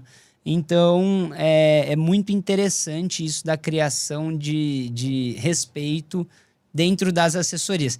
E como as assessorias se conversam, né? Existe um sistema chamado Spark. Eu falava com o Vinícius, por exemplo. E aí eu posso mandar uma minuta minha para ele olhar e tal, etc. Principalmente quando é das turmas, né? Não que isso acontecesse. Mas, às vezes, você olha e fala, caramba, esse advogado é bom. Então, o cara ser um advogado consistente, bom, objetivo, que não fica tergiversando, que não é chicaneiro, que faz um negócio legal, você sendo o Toron ou não sendo o Toron, eu vou parar para ler, né? Então, é porque você... E é isso que ele estava dizendo quanto ao volume. E só de fazer a sustentação muito importante oral, o volume ali. de né? aparecer o vermelhinho na lista de 100, ou que tem o vermelhinho ali destacado, tu já vai olhar com um pé atrás, já vai o pé atrás de atenção, entendeu? De olhar, de querer ver, pô, esse advogado tá em cima, deixa eu dar uma olhadinha. Tem que ter isso, porque, sei lá, por exemplo, uma coisa que eu achava, por que vai decidir monocrático se sempre vai ter o agravo regimental depois? Eu fiz uma estatística quando eu tava lá e eu vi que a maioria não tem agravo regimental. Transita na monocrática. O povo não faz agravo regimental muitas vezes. Por que você acha, na sua opinião? Por que não faz agravo regimental? Sei lá, porque acha que na turma não vai virar, provavelmente. Não sei exatamente. Mas eu tinha essa hipótese de que, sei lá, melhor já julgar na turma logo. Mas não. Tem muita coisa que não tem agravo regimental. Então transita já na monocrática. Talvez, um pouco porque acha que não vai virar, um pouco porque, sei lá, o advogado não recebeu e depois não continua. Não sei, vários fatores. Mas Deficiência técnica também? Mostra quem tá ali em cima, quem faz o recurso certinho, quem faz um recurso bem feito. Isso mostra uma dedicação que o assessor vai dizer, pô, vou prestar mais atenção para valorizar, e porque eu sei que se eu fizer uma porcaria, esse advogado vai estar em cima, vai jogar para algum lugar essa porcaria. Uma coisa legal também, que a gente faz lá no escritório até hoje, se vocês forem na aba estatística do site do Supremo, vocês conseguem, primeiro, visualizar vários dados lá, bonitos e tal. Até trouxe aqui para comentar, mas acho que não é o caso. Ele vai ficar mais um pouco, não vai embora não. Não tá caminhando pro final, André, calma aí. Ele já me tá legal a que conversa, tá legal a conversa. Pera aí, Goiânia tá lá. Mas você ir na aba estatística do Supremo, você consegue ver vários números, né? Números impressionantes. Há ministros que concederam 2 habeas corpus no ano passado, né? Ministros insensados e tal, como garantistas, concederam 2 habeas corpus. Mas o ponto é que você consegue isolar uma tabela do Excel. Eu tenho ela até aqui, depois posso mostrar para vocês. E você consegue entender nessa tabela o ministro, a data de entrada no gabinete, a data da decisão. Portanto, você consegue entender quanto demora em cada gabinete, em média, para sair uma monocrática, para ele pautar no virtual, ou quantos habeas ele pauta no físico, raríssimo, mas você consegue entender quem mais pauta no físico. Você consegue entender o que a gente separa lá, a gente faz 7 critérios no escritório. Antes éramos nós 2, hoje tem mais gente para ajudar a gente. E a gente depois manda para a Stat, que é uma empresa júnior de estatística da UNB. Para depurar os dados. Mas a gente consegue entender lá quais são as teses mais veiculadas, quais são as teses encampadas por cada ministro. Então, você consegue entender, por exemplo, que o ministro Fachin tem uma predileção por reexaminar a dosimetria. Isso é uma coisa que a gente tem dentro do escritório. Então, quando alguém chega lá para a gente discutindo dosimetria e é o ministro Fachin, a gente fala, pô, bom pra caramba esse caso. Porque a gente conseguiu analisar a partir de um dado que é público, qualquer advogado consegue fazer isso. Agora chama STF Cortes Abertas. Cortes Abertas, Eles criaram um sistema bem interessante lá, dá pra tirar muita informação legal. O Gui baixou a de ontem, você consegue baixar a aba estatística e isolar esses dados. Tu bota os parâmetros, tu bota, sei lá, habeas corpus, concessões, o ano, e aí tu consegue gerar uma tabela que é atualizada... diariamente, em tempo real, em tempo real. Então, e foi assim que a gente se aproximou, até isso é interessante. Quando a gente estava lá no STF, a gente organizou um livro que chama Habeas Corpus no Supremo Tribunal Federal. E foi um livro que quem escreveu foram os assessores, os juízes estavam lá. E a ideia original do livro foi a partir dessa pesquisa. Lá, a partir de 2018, a gente começou a baixar essa tabela, a gente começou a entrar um por um para ver quais eram os temas concedidos, qual Dá trabalho, mas é concedia legal. menos, da onde o Estado que vinha as concessões. Então era uma lista, sei lá, eu acho que em 2018 foram 642. 42, depois foi para 800 e Não, tanto. 903. Isso, vai variando o número de concessões por ano. A gente analisa só as concedidas. Mas em E a gente parte vê é os mais ou menos principais assim, temas. fica em 5% das ordens. Mais ou menos uns concedidas. 5% no STF. Não E faz aí a isso. gente pegou essa tabela com os principais temas que cada um concedia, e quais os principais temas concedidos, e aí a gente fez uma parte geral no livro sobre habeas corpus, formador de precedentes As principais e tal, teses. as principais teses, e convidou os assessores e os outros juízes, cada um para escrever sobre uma dessas teses. Mas não um livro sobre artigos soltos. O livro Habeas Corpus do Supremo Tribunal Federal, da RT. É um manual sobre habeas em que a gente convidou Ficou tipo, muito legal. duplas para escreverem um capítulo. Então é um livro estruturado, não é um livro de artigos, é um livro estruturado com os principais temas. Então, por exemplo, a gente viu que o tema mais concedido é prisão preventiva. Aí tem um capítulo que é habeas corpus e prisão preventiva no STF. Depois tem um habeas corpus e tráfico de drogas, habeas corpus e prescrição. Muito Cada massa. um para explicando quais são os principais temas que são concedidos por lá. Excelente. E acho que essa base empírica, baseada em evidências, isso serve tanto para a ciência quanto para a advocacia. E aí tá junto de novo a teoria e a prática. A evidência tem que orientar a atuação na advocacia e na ciência. Como eu disse, eu acho que o que a gente tem que entregar aqui hoje, né? O cara que tá ouvindo há 1h30 a gente falar aqui, é entregar uma ferramenta, né? Então, uma ferramenta é isso. Cara, dá para você fazer um trabalho legal e até cobrar mais ou menos. A gente faz essa cobrança padrão. Essa é uma outra coisa legal da pessoa talvez pensar nisso.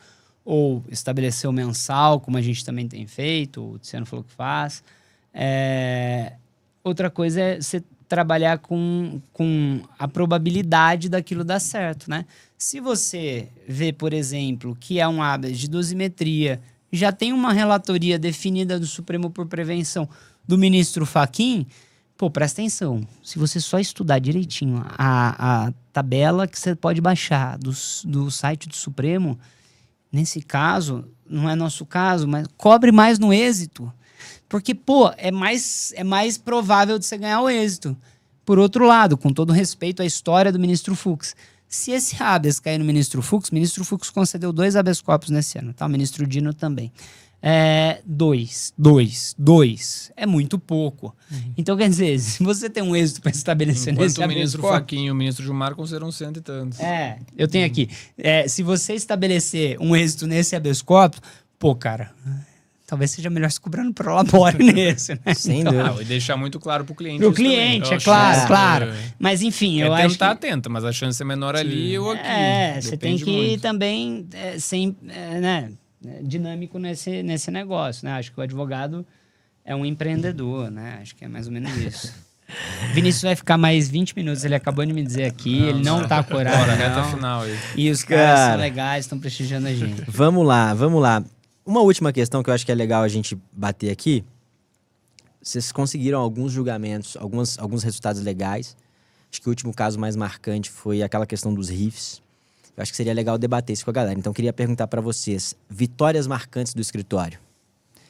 E comentar essa questão dos RIFs também, que você comentou, pô, lá no Supremo tá... Agora estamos brigando e tal. Sim. Acho que esse tema dos RIFs foi um dos mais legais que a gente teve recentemente. A gente conseguiu 2 vitórias que foram muito suadas e muito interessantes na 5ª e na 6ª turma no STJ. 2 temas relacionados. O primeiro foi um RHC que tratava de um RIF que foi requerido pela polícia sem autorização judicial. Aí a 6ª turma por 3-2, e esse tema dos RIFs, só para explicar, né? É um relatório de inteligência financeira que o COAF faz. O COAF, ele tem comunicações de atividades suspeitas. Minha, do André, do João, do E Gustavo. que é bom, é um Todo sistema mundo. bem feito. Isso, é fundamental, né? Internacionalmente é fundamental. Óbvio que a gente não está criticando a existência do COAF. Só que o ponto é, todo mundo tem atividades suspeitas. Se a gente recebe um valor maior, se a gente tira um valor maior, se a gente recebe alguma coisa diferente, vai acender a luzinha amarela lá no COAF. Todo mundo. E aí a lei de lavagem diz, quando o COAF tiver várias luzinhas amarelas e achar que tem indícios de crime, porque a luzinha amarela por si só não é indício de crime. Quando tiver várias, num contexto que pareça ser crime, tem um dever de comunicar. Então o COAF comunica, é isso que a lei prevê. Só que o pessoal está fazendo o contrário, requerer. A polícia requer, o Ministério Público requer. Então, pressupondo que a lei diz que o COAF tem que comunicar quando tiver indício de crime, se ele não comunicou, é porque ainda não tem indício de crime. Então, tu está requerendo antes de ter indício de crime. E aí esse era o debate. O STF decidiu no tema 990 que pode requerer, que pode ter essa comunicação entre a autoridade sem necessidade de autorização judicial. Só que aí, primeiro a sexta turma concedeu um caso nosso, em que tinha sido a polícia requerendo sem autorização judicial. E a sexta turma decidiu por 3-2 que a polícia não poderia, só o Ministério Público. Fizeram um distinguish em relação ao tema 990. Essa foi a primeira por 3-2 na sexta turma. Entraram com a reclamação, com base no tema 990, o STF cassou. Primeira turma disse, não, pode sim, tanto a polícia quanto o Ministério Público, os dois podem fazer o requerimento, desde que o requerimento seja formal, tenha delimitação justificativa, seja feita corretamente. Tá certo, faz parte do jogo, né? A gente tá aí para tentar e para ir estabelecendo limites, e eu acho que são limites que estão sendo construídos. E temos o RE pendente agora, né? Isso, e foi um a caso gente vai levar que... ao pleno, até porque, importante dizer, a segunda turma tem uma posição diferente. unânime, inclusive, né? A primeira tem outra posição unânime, o voto de balanço é do presidente. Vai ter algum debate ali quando chegar no plenário. E foi um caso que teve uma repercussão grande, né? O Toronfo estava lá com a gente, ele entrou com a Amicus Curiae. Amicus pela CFOAB. Pela OAB. Cara, e aí, foi aquele caso, eu tava atrás do Toron, o Toron falou assim, vai lá. Aí ele foi debater com o ministro Alexandre, teve aquele... Toron é demais, né? Ele é demais. Cara, aquele vídeo foi muito longe. Vocês lançaram aquele vídeo? No nosso Instagram, pegou 1,5 milhão de visualizações. No nosso YouTube, a gente tava ali atrás vendo... Eu era aquele Gustavo de pé aparece atrás ali. ali. Gustavo aparece lá. Vendo o circo pegando fogo ali. É porque ele falou, não, vai você. Eu falei, Toron, se eu for, eu sou um jovem advogado, amigo. Se for você é um inteligente. Aí ele depois... é demais, né? Ele é demais. Depois veio o segundo caso. O segundo caso foi agora mais recente. Foi concedido pela quinta turma em junho, eu acho que foi, maio, junho. Eu tava até indo para São Paulo fazer o concurso, assisti a sessão, porque já teve muito, né? Teve pedido de vista, tudo. O Gustavo tava lá e eu tava assistindo do aeroporto. E aí comemorei bastante. Foi um 3-2 também, muito debatido, muito interessante. E só um ponto nesse caso, que eu acho muito importante, cara. Eram dois julgamentos, eram dois casos que estavam em julgamento conjunto, tá? E aí o ministro Messod chama o julgamento e fala, ó, esse caso aqui é igual aquele outro, então, não é? E aí... O Vinícius desesperado ali, desce lá. Eu falei, calma, faz uma irmão. questão de fato. Tô indo lá, diferença. calma aí que eu tô indo lá. Tem que estar lá. A toga, desci ali e falei, excelência, pela ordem, esse daqui é diferente do outro. Por causa disso. Aí ele falou, é mesmo. Aí o ministro Reinaldo também disse alguma coisa. Aí o Reinaldo pediu vista. Pediu vista. Então, quer dizer, e o outro foi julgado. O outro, de um bom advogado, foi julgado. Cara, o que é diferente nisso? Você descer lá e falar, peraí, aqui, esse é o nosso papel, né? Falar, peraí, aqui o meu é diferente. Eu tô Questão ali. de fato, tem um fato diferente. O cliente não tá lá para se defender. Tô eu lá para descer. Esse segundo caso era também um RIF que foi requerido pelo Ministério Público, só que não tinha inquérito formalizado, não tinha PIC formalizado, era uma denúncia anônima que foi formalizada como notícia de fato. Tem uma resolução do Ministério Público Federal dizendo que regula a notícia de fato, que é uma investigação preliminar quase informal, em que lá da resolução do próprio Ministério Público diz, em notícia de fato não são vedadas requisições. E aí a gente disse, poxa, o próprio STF no tema 990 disse que tem que ter um procedimento formal, ou seja, inquérito e PIC formalizado. Me parece fundamental. Para pedir um RIF que tem informações muito relevantes de uma pessoa, eu tenho que já ter algo a ser investigado quanto a ela. E isso é ter um inquérito, ter um PIC. Notícia porque anônima. Senão vira pescaria. Notícia anônima. 3 ou 4 dias depois, se faz o ofício e se pede um RIF. Era uma pessoa jurídica. Ela foi criada, não lembro se 2018, mas eu lembro que o RIF foi pedido tipo de 5 anos antes. Ou seja, não tinha nem justificativa temporal. Pegou anos que a pessoa jurídica não tinha nem sido criada. Então era um RIF que não tinha justificativa legítima, era uma denúncia anônima, não tinha inquérito formalizado, não tinha PIC formalizado, não tinha delimitação temporal. E aí a quinta turma agora concedeu, anulou o RIF. Por 3-2 também, Primeiro começou 2-0, virou, foi alta emoção nesse caso, com e isso certeza. você comemorou, né? Bastante. Esse caso foi 3-2 suado ali. Muito E bom. aí também entraram com a reclamação. Agora vamos ver, ao meu ver, tem uma diferença clara. Acho que não tem. Um dos requisitos da reclamação lá no STF é ter estrita aderência, né? Tem que estar exatamente no tema. O tema não trata disso, ele deixa em aberto. Se tratar, ele trata a favor da gente, que fala que tem que ter procedimento formalizado. Então, o máximo que eu poderia dizer é que ele não trata, porque se tratar é favorável a nós. E o Ministério Público entrou com a reclamação, caiu na primeira turma de novo, está lá em andamento para ver o que vai acontecer. E aqui tem uma divergência muito clara. A gente vai tentar bastante pedir que seja afetado para o plenário, porque a segunda turma está indo no sentido contrário. Eles têm um HC que foi julgado a relatoria do ministro Gilmar. Unânime, né? Que foi unânime no sentido de que precisa ter uma investigação previamente formalizada, um PIC ou um inquérito. Recentemente teve um outro que é de Receita Federal, que foi um pouquinho diferente, mas está num sentido parecido, que não pode requisitar sem ter uma delimitação concreta. Então a segunda turma está diferente da primeira. Nesse caso, tem que afetar. Vamos ver, tomara que dê certo. Eu queria contar uma muito breve, para atrasar ele um pouco mais. O Vinícius vai ficar bravo com você aqui, cara. Eu fico bravo com ele diariamente, cara. Eu sou casado com ele. Eu queria contar um outro muito breve para dizer da importância do despacho e da humanidade dos ministros, sabe? Nós tínhamos um caso que era do Rio de Janeiro. Um sujeito saiu de uma festa e ele estava muito alcoolizado. Ele pegou a mão de uma menina, colocou no pênis dele. E o nosso cliente, namorado da menina, noiva à época, revoltado, deu uns socos nele e o matou nos socos. Realmente foi um homicídio na mão, assim, o cara matou o soco. E foi preso em flagrante. E aí eu fui despachar com... O caso chegou ao STJ, fui despachar com o ministro lá. E o ministro falou assim, mas isso aqui é crime de pugilismo. Isso aqui é revoltante mesmo, não sei o que e tal. Não pode mesmo o cara fazer um negócio desse. Esse cara não oferece qualquer risco à ordem pública, etc e tal. Não, isso aqui vamos analisar. E deferiu. E defendeu essa tese do pugilismo, saiu no Jornal Nacional depois, em relação a isso. Quer dizer, é um cara humano que sentiu ali o negócio e falou, podia ser eu, entendeu? Isso aqui é um absurdo que fizeram. O cara ficou revoltado, nem oferece nenhum risco. Eles entraram em briga e aí o cara caiu. Não foi Caiu, no soco. tudo bem. Ele socou e o cara caiu. Mas enfim, do jeito que tu contou ficou pior, né? Parece que o cara matou o cara no soco. Não, o cara caiu, socou e caiu. Foi uma legítima defesa e o cara caiu. O cara caiu, exato. Mas é uma legítima defesa, assim, do tipo, eu também, ou vocês também, qualquer um de nós, talvez, né? Fizesse isso, se desrespeitasse, tal. Alguém que tá com você ali e tal.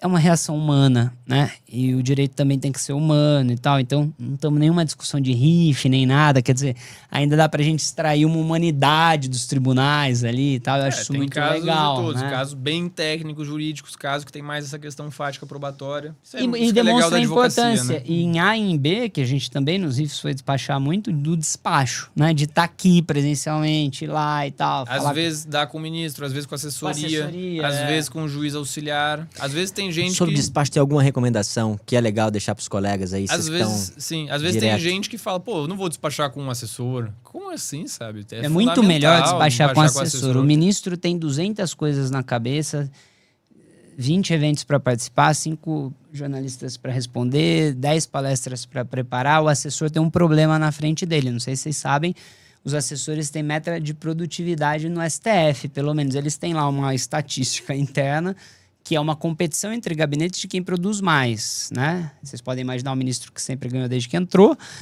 mas aquilo varia semana a semana. Então, o assessor ele tem que entregar, na minha época era 20 a 25, no caso Marco Aurélio não dava monocrática em mérito, mas liminares ou votos próprios. Ou seja, chegou lá um habeas, ele é um problema pro assessor, né?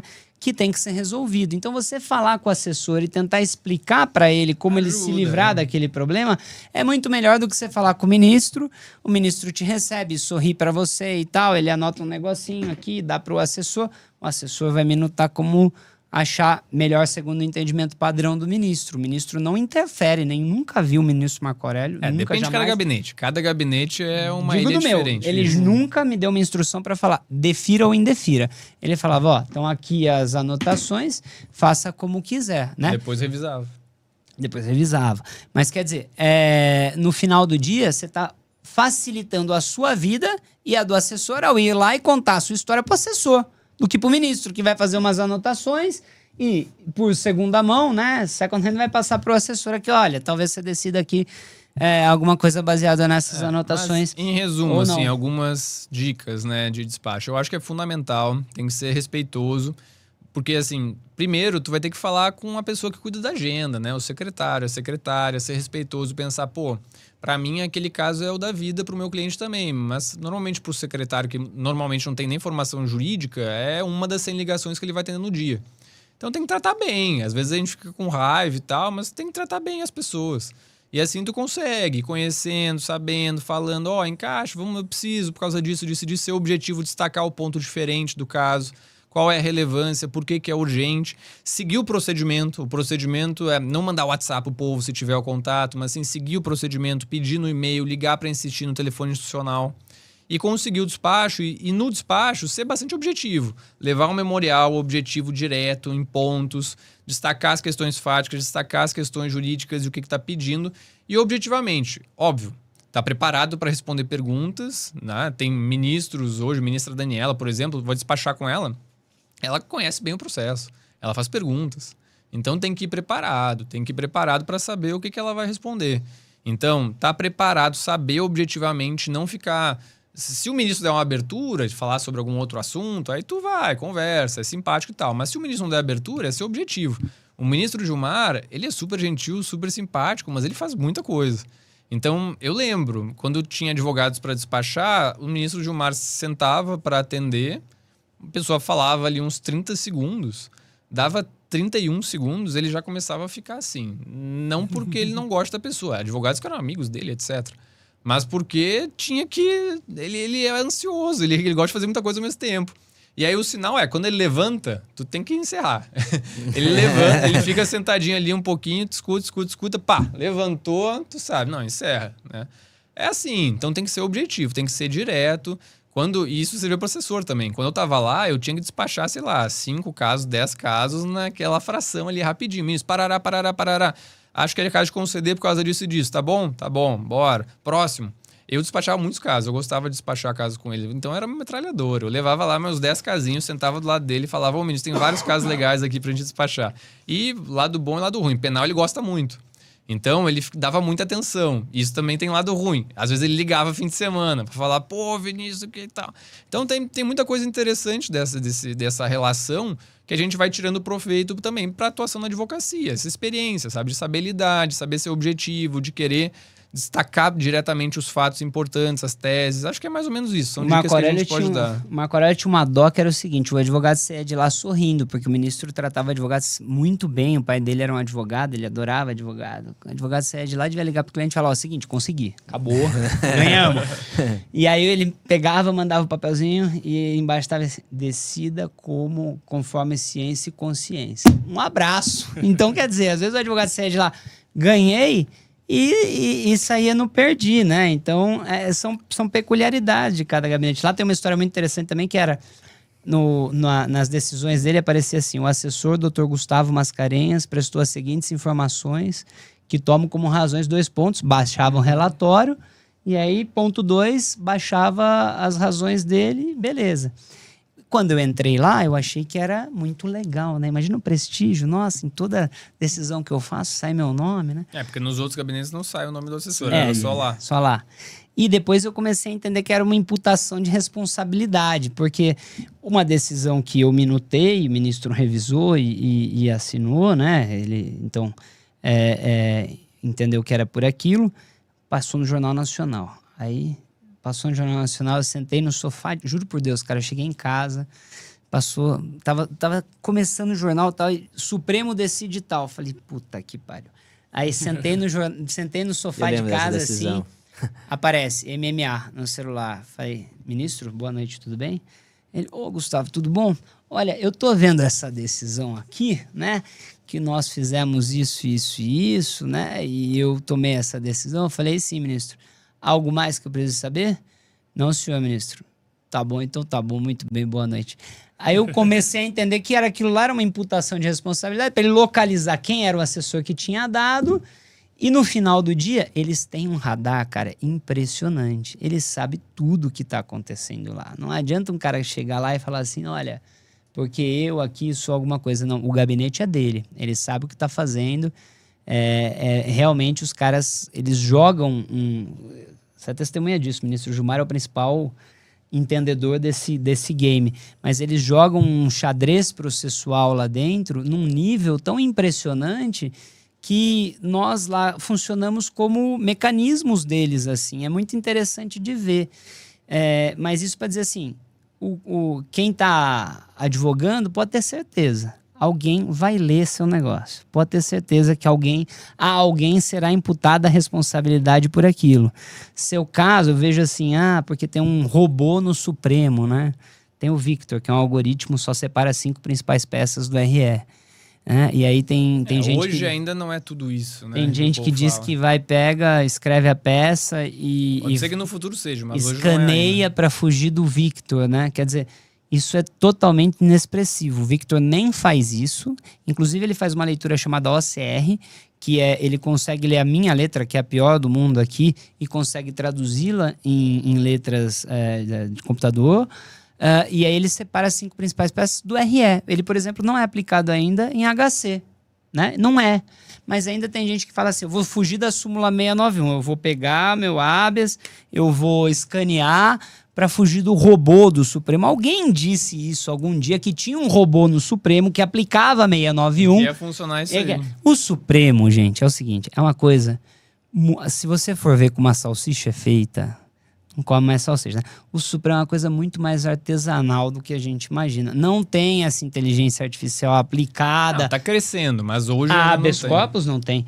Não é que o gabinete, o ministro vai supervisionar o gabinete muito bem.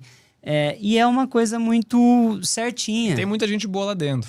Tem muita gente boa lá dentro. Cara, eu não sabia que funcionário público trabalhava tanto e que era tão bom. Os técnicos e analistas no Supremo são extremamente preparados. As assessorias, tirando eu fui um acidente de percurso, mas são muito boas, assim, sabe? Então eu acho que a gente tem que acreditar na instituição e tem que acreditar que o que a gente está fazendo vai ser lido, vai ser ouvido e faz sentido, porque senão eu vou começar a escrever aqui e eu vou falar, pô, ninguém merece essa porra mesmo. Não é por aí. As coisas são lidas, são feitas. Não dá pra gente entrar numa descrença. É só você grande. Pesquisar direitinho, assinar uma indjuso ali, porque tem um conteúdo ótimo, e ir atrás de fazer um trabalho bem feito, sucinto, né? Outro ponto, já vamos encerrar, mas outro ponto que eu tinha lá, eu lembro muito bem, um habeas de um grande advogado de São Paulo que tinha 81 páginas. Eu parei para ler só porque sim, porque eu não queria ler aquilo não. Se eu tiver um outro de 6 páginas, qual que eu vou ler? Eu tenho uma meta de produtividade. Eu vou ler o de 6 páginas ou o de 80 páginas? Eu vou ler o que seja mais fácil para eu alcançar minha meta, né? Claro. Acho que é por aí.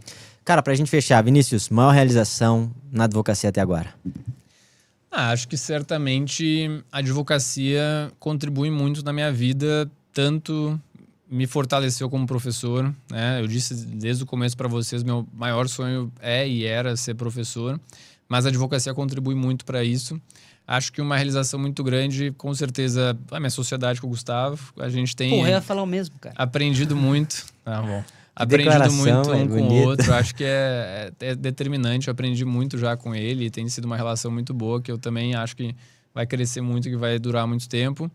E, assim, de casos, esses casos do RIF foram muito legais que a gente teve, foram debates interessantes e muitos outros vão vir. E muitos amigos, né? A gente tem feito muitos amigos com essas parcerias, crescido junto, pensado junto. Acho que tudo isso a advocacia tem me proporcionado e só tem a agradecer.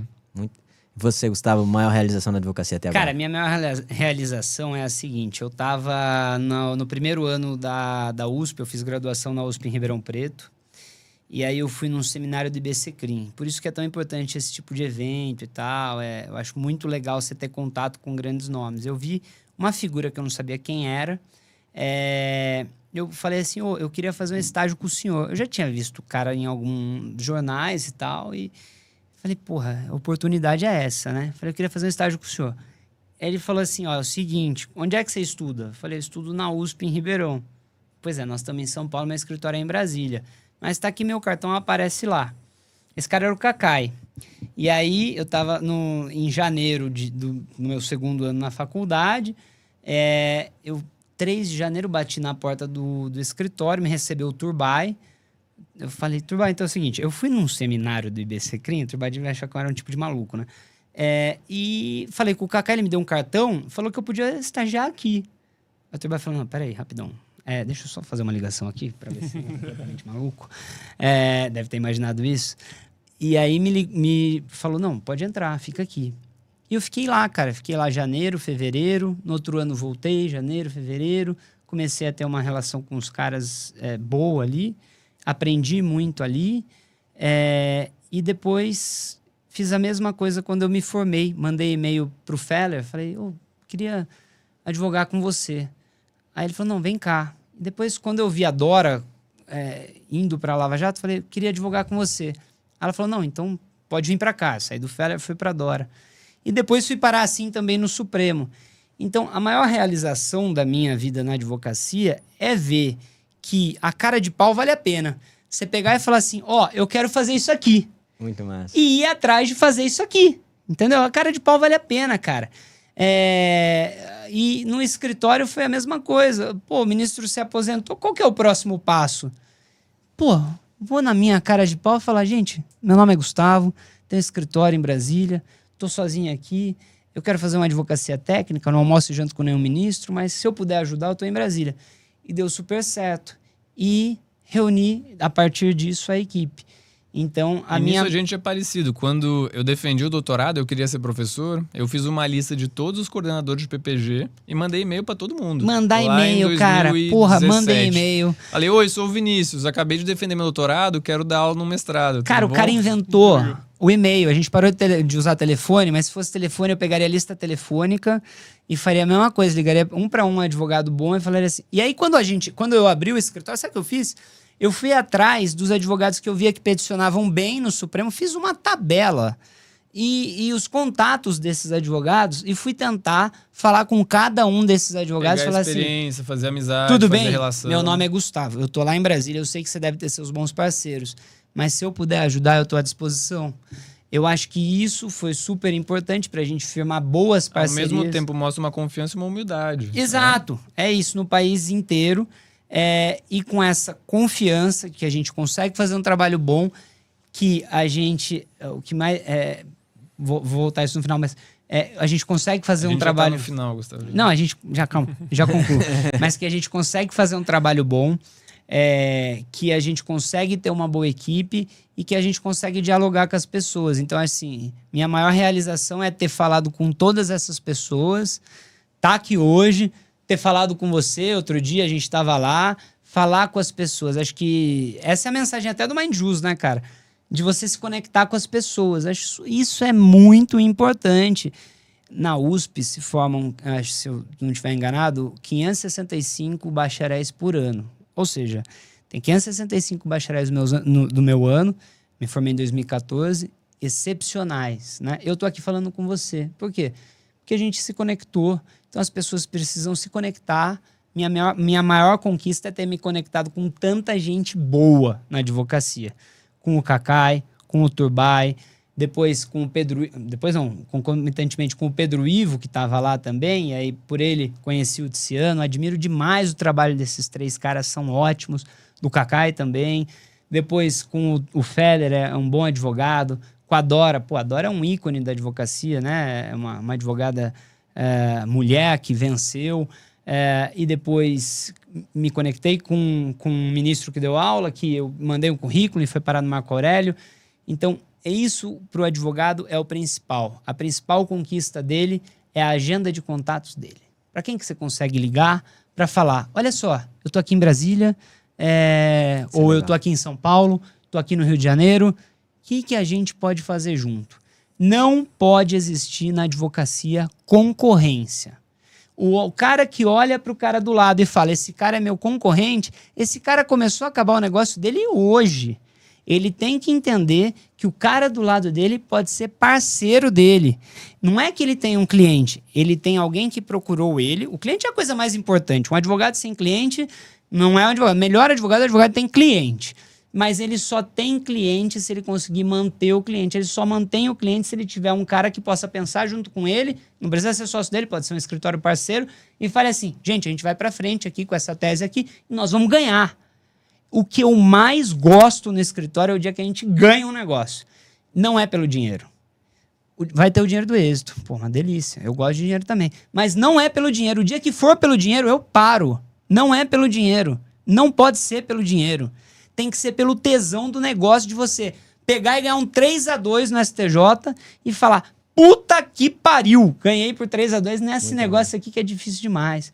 Então, pô, é muito legal você ganhar. Se você tiver esse tesão na profissão, você vai evoluir. Você só tem esse tesão na profissão se você tiver parceiros, se você tiver clientes e se você tiver conectado. Então, minha maior realização é esse tipo de conexão, estar aqui com vocês e me conectar com mais gente que esteja na mesma frequência que a gente, no mesmo sentimento de... Cara, e tem outra, pra concluir, antes que o Vinícius me mate. Mas eu acho de verdade que existe... A gente defende, pô. Porra, por favor, André. João, defende aí, vou dar procuração pra vocês. Mas eu acho de verdade, assim, que existe um gap geracional. Acho que a nossa geração, eu tenho 34, acho que a geração acima tá com 50 e poucos. Entre esses 15 anos... alguma coisa aconteceu. O que aconteceu aqui? Aconteceu a conectividade da internet, né? Não só da internet, a internet já existia, mas a conectividade e essa mudança de mindset que é, cara, vamos fazer as coisas juntos? Isso é legal. Que talvez não existisse tão bem antes, né? Acho que isso aqui nós somos uma geração que pode fazer mais a partir disso. E vocês estão fazendo demais. Isso é muito importante. João, alguma pergunta final pra gente fechar aí? O Vinícius quer ir embora, cara. Eu tô sentindo pelo Vinícius, por isso que eu não fiz nenhuma pergunta no cara. final aí, cara. Mas só vamos falar um pouco. A gente marca outra, Não, vamos marcar mas uma só pra parte dizer 2. aqui que, cara, tô impactado com essa conversa demais, assim. Muito obrigado. Aprendi muito aqui, além das perguntas que eu anotei, né? Até anotei um bloco de aprendizado aqui. Que eu né? falo demais, não deu pra... Não, várias ideias aqui, muito boas, cara. Mas muito obrigado mesmo. Excelente episódio. Isso é muito legal, Vinícius. Pra encerrar, Gustavo, cara, obrigado pela presença. Prazer grande estar com vocês aqui. O que eu disse no começo não foi... Cara, não é puxar saquismo. Realmente, vocês são um escritório que tá bombando. A gente tá... Não... porque está fazendo um bom trabalho, não por outro motivo. Nós também acompanhamos e admiramos o trabalho que vocês vêm desempenhando. Então, obrigado pelo seu tempo. Sei que você tem um compromisso aí. Me falou antes, cara, e tá aqui com a gente. Com prazer, foi então, um prazer. obrigado, Gustavo. Obrigado, Vinícius. Prazer gigantesco. Queria só falar... Brincadeira. Só contar uma história aqui. Galera, vamos lá. Pra gente fechar, Vinícius, sua rede social, só pra galera te acompanhar aí, cara. Tem Instagram, tinha o Twitter, né? Vamos ver se volta. Mas a gente tá nas redes sociais. Também meu e-mail tá no Lattes, quem precisar. Tem no academia.edu, jogando Instagram qual que é, pô? Tem que falar. É Vinícius G. Vasconcelos, nem Vinícius... lembro. Acho que é isso. Eu criei o Instagram meio tarde, então ficou um usuário meio grande. Mas jogando no Google acha tudo, né? Legal. E do escritório, alguma coisa assim? O meu é MVV Gus Mascarenhas, Advogados. mas acho mais legal vocês irem no Observatório Penal. Nós Também temos um grupo de estudos no IDP, eu e Vinícius damos aula no IDP. Ele é mais inteligente que eu, dou aula na USP também. Mas nós fazemos essa pesquisa contínua de habeas corpus e disponibilizamos nesse site observatoriopenal.com.br. Top. Que também tem no Instagram lá, essa pesquisa sobre habeas corpus que eu mencionei aqui. Então, vocês podem acessar lá, super legal. O do escritório é GMVV. É GMVV Advogados. Advogados.com.br. Mas acha tudo no Google. Galera, pô, esse podcast foi muito legal.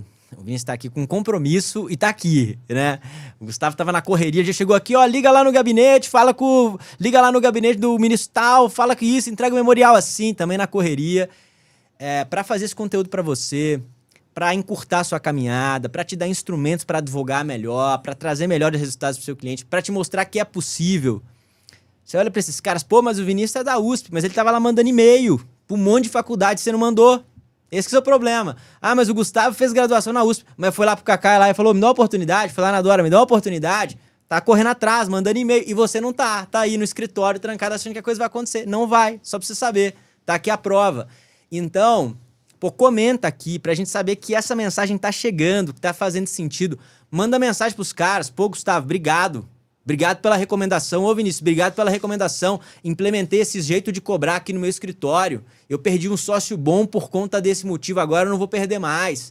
Então, dá esse feedback pra gente, se inscreve aí no canal, curte, comenta, manda isso no grupo do escritório. É importante que essa mensagem vá adiante. Isso só contribui para a advocacia, para o Estado Democrático de Direito. Então, tamo junto, valeu e até o próximo episódio. Valeu, galera. Tamo junto, valeu, valeu.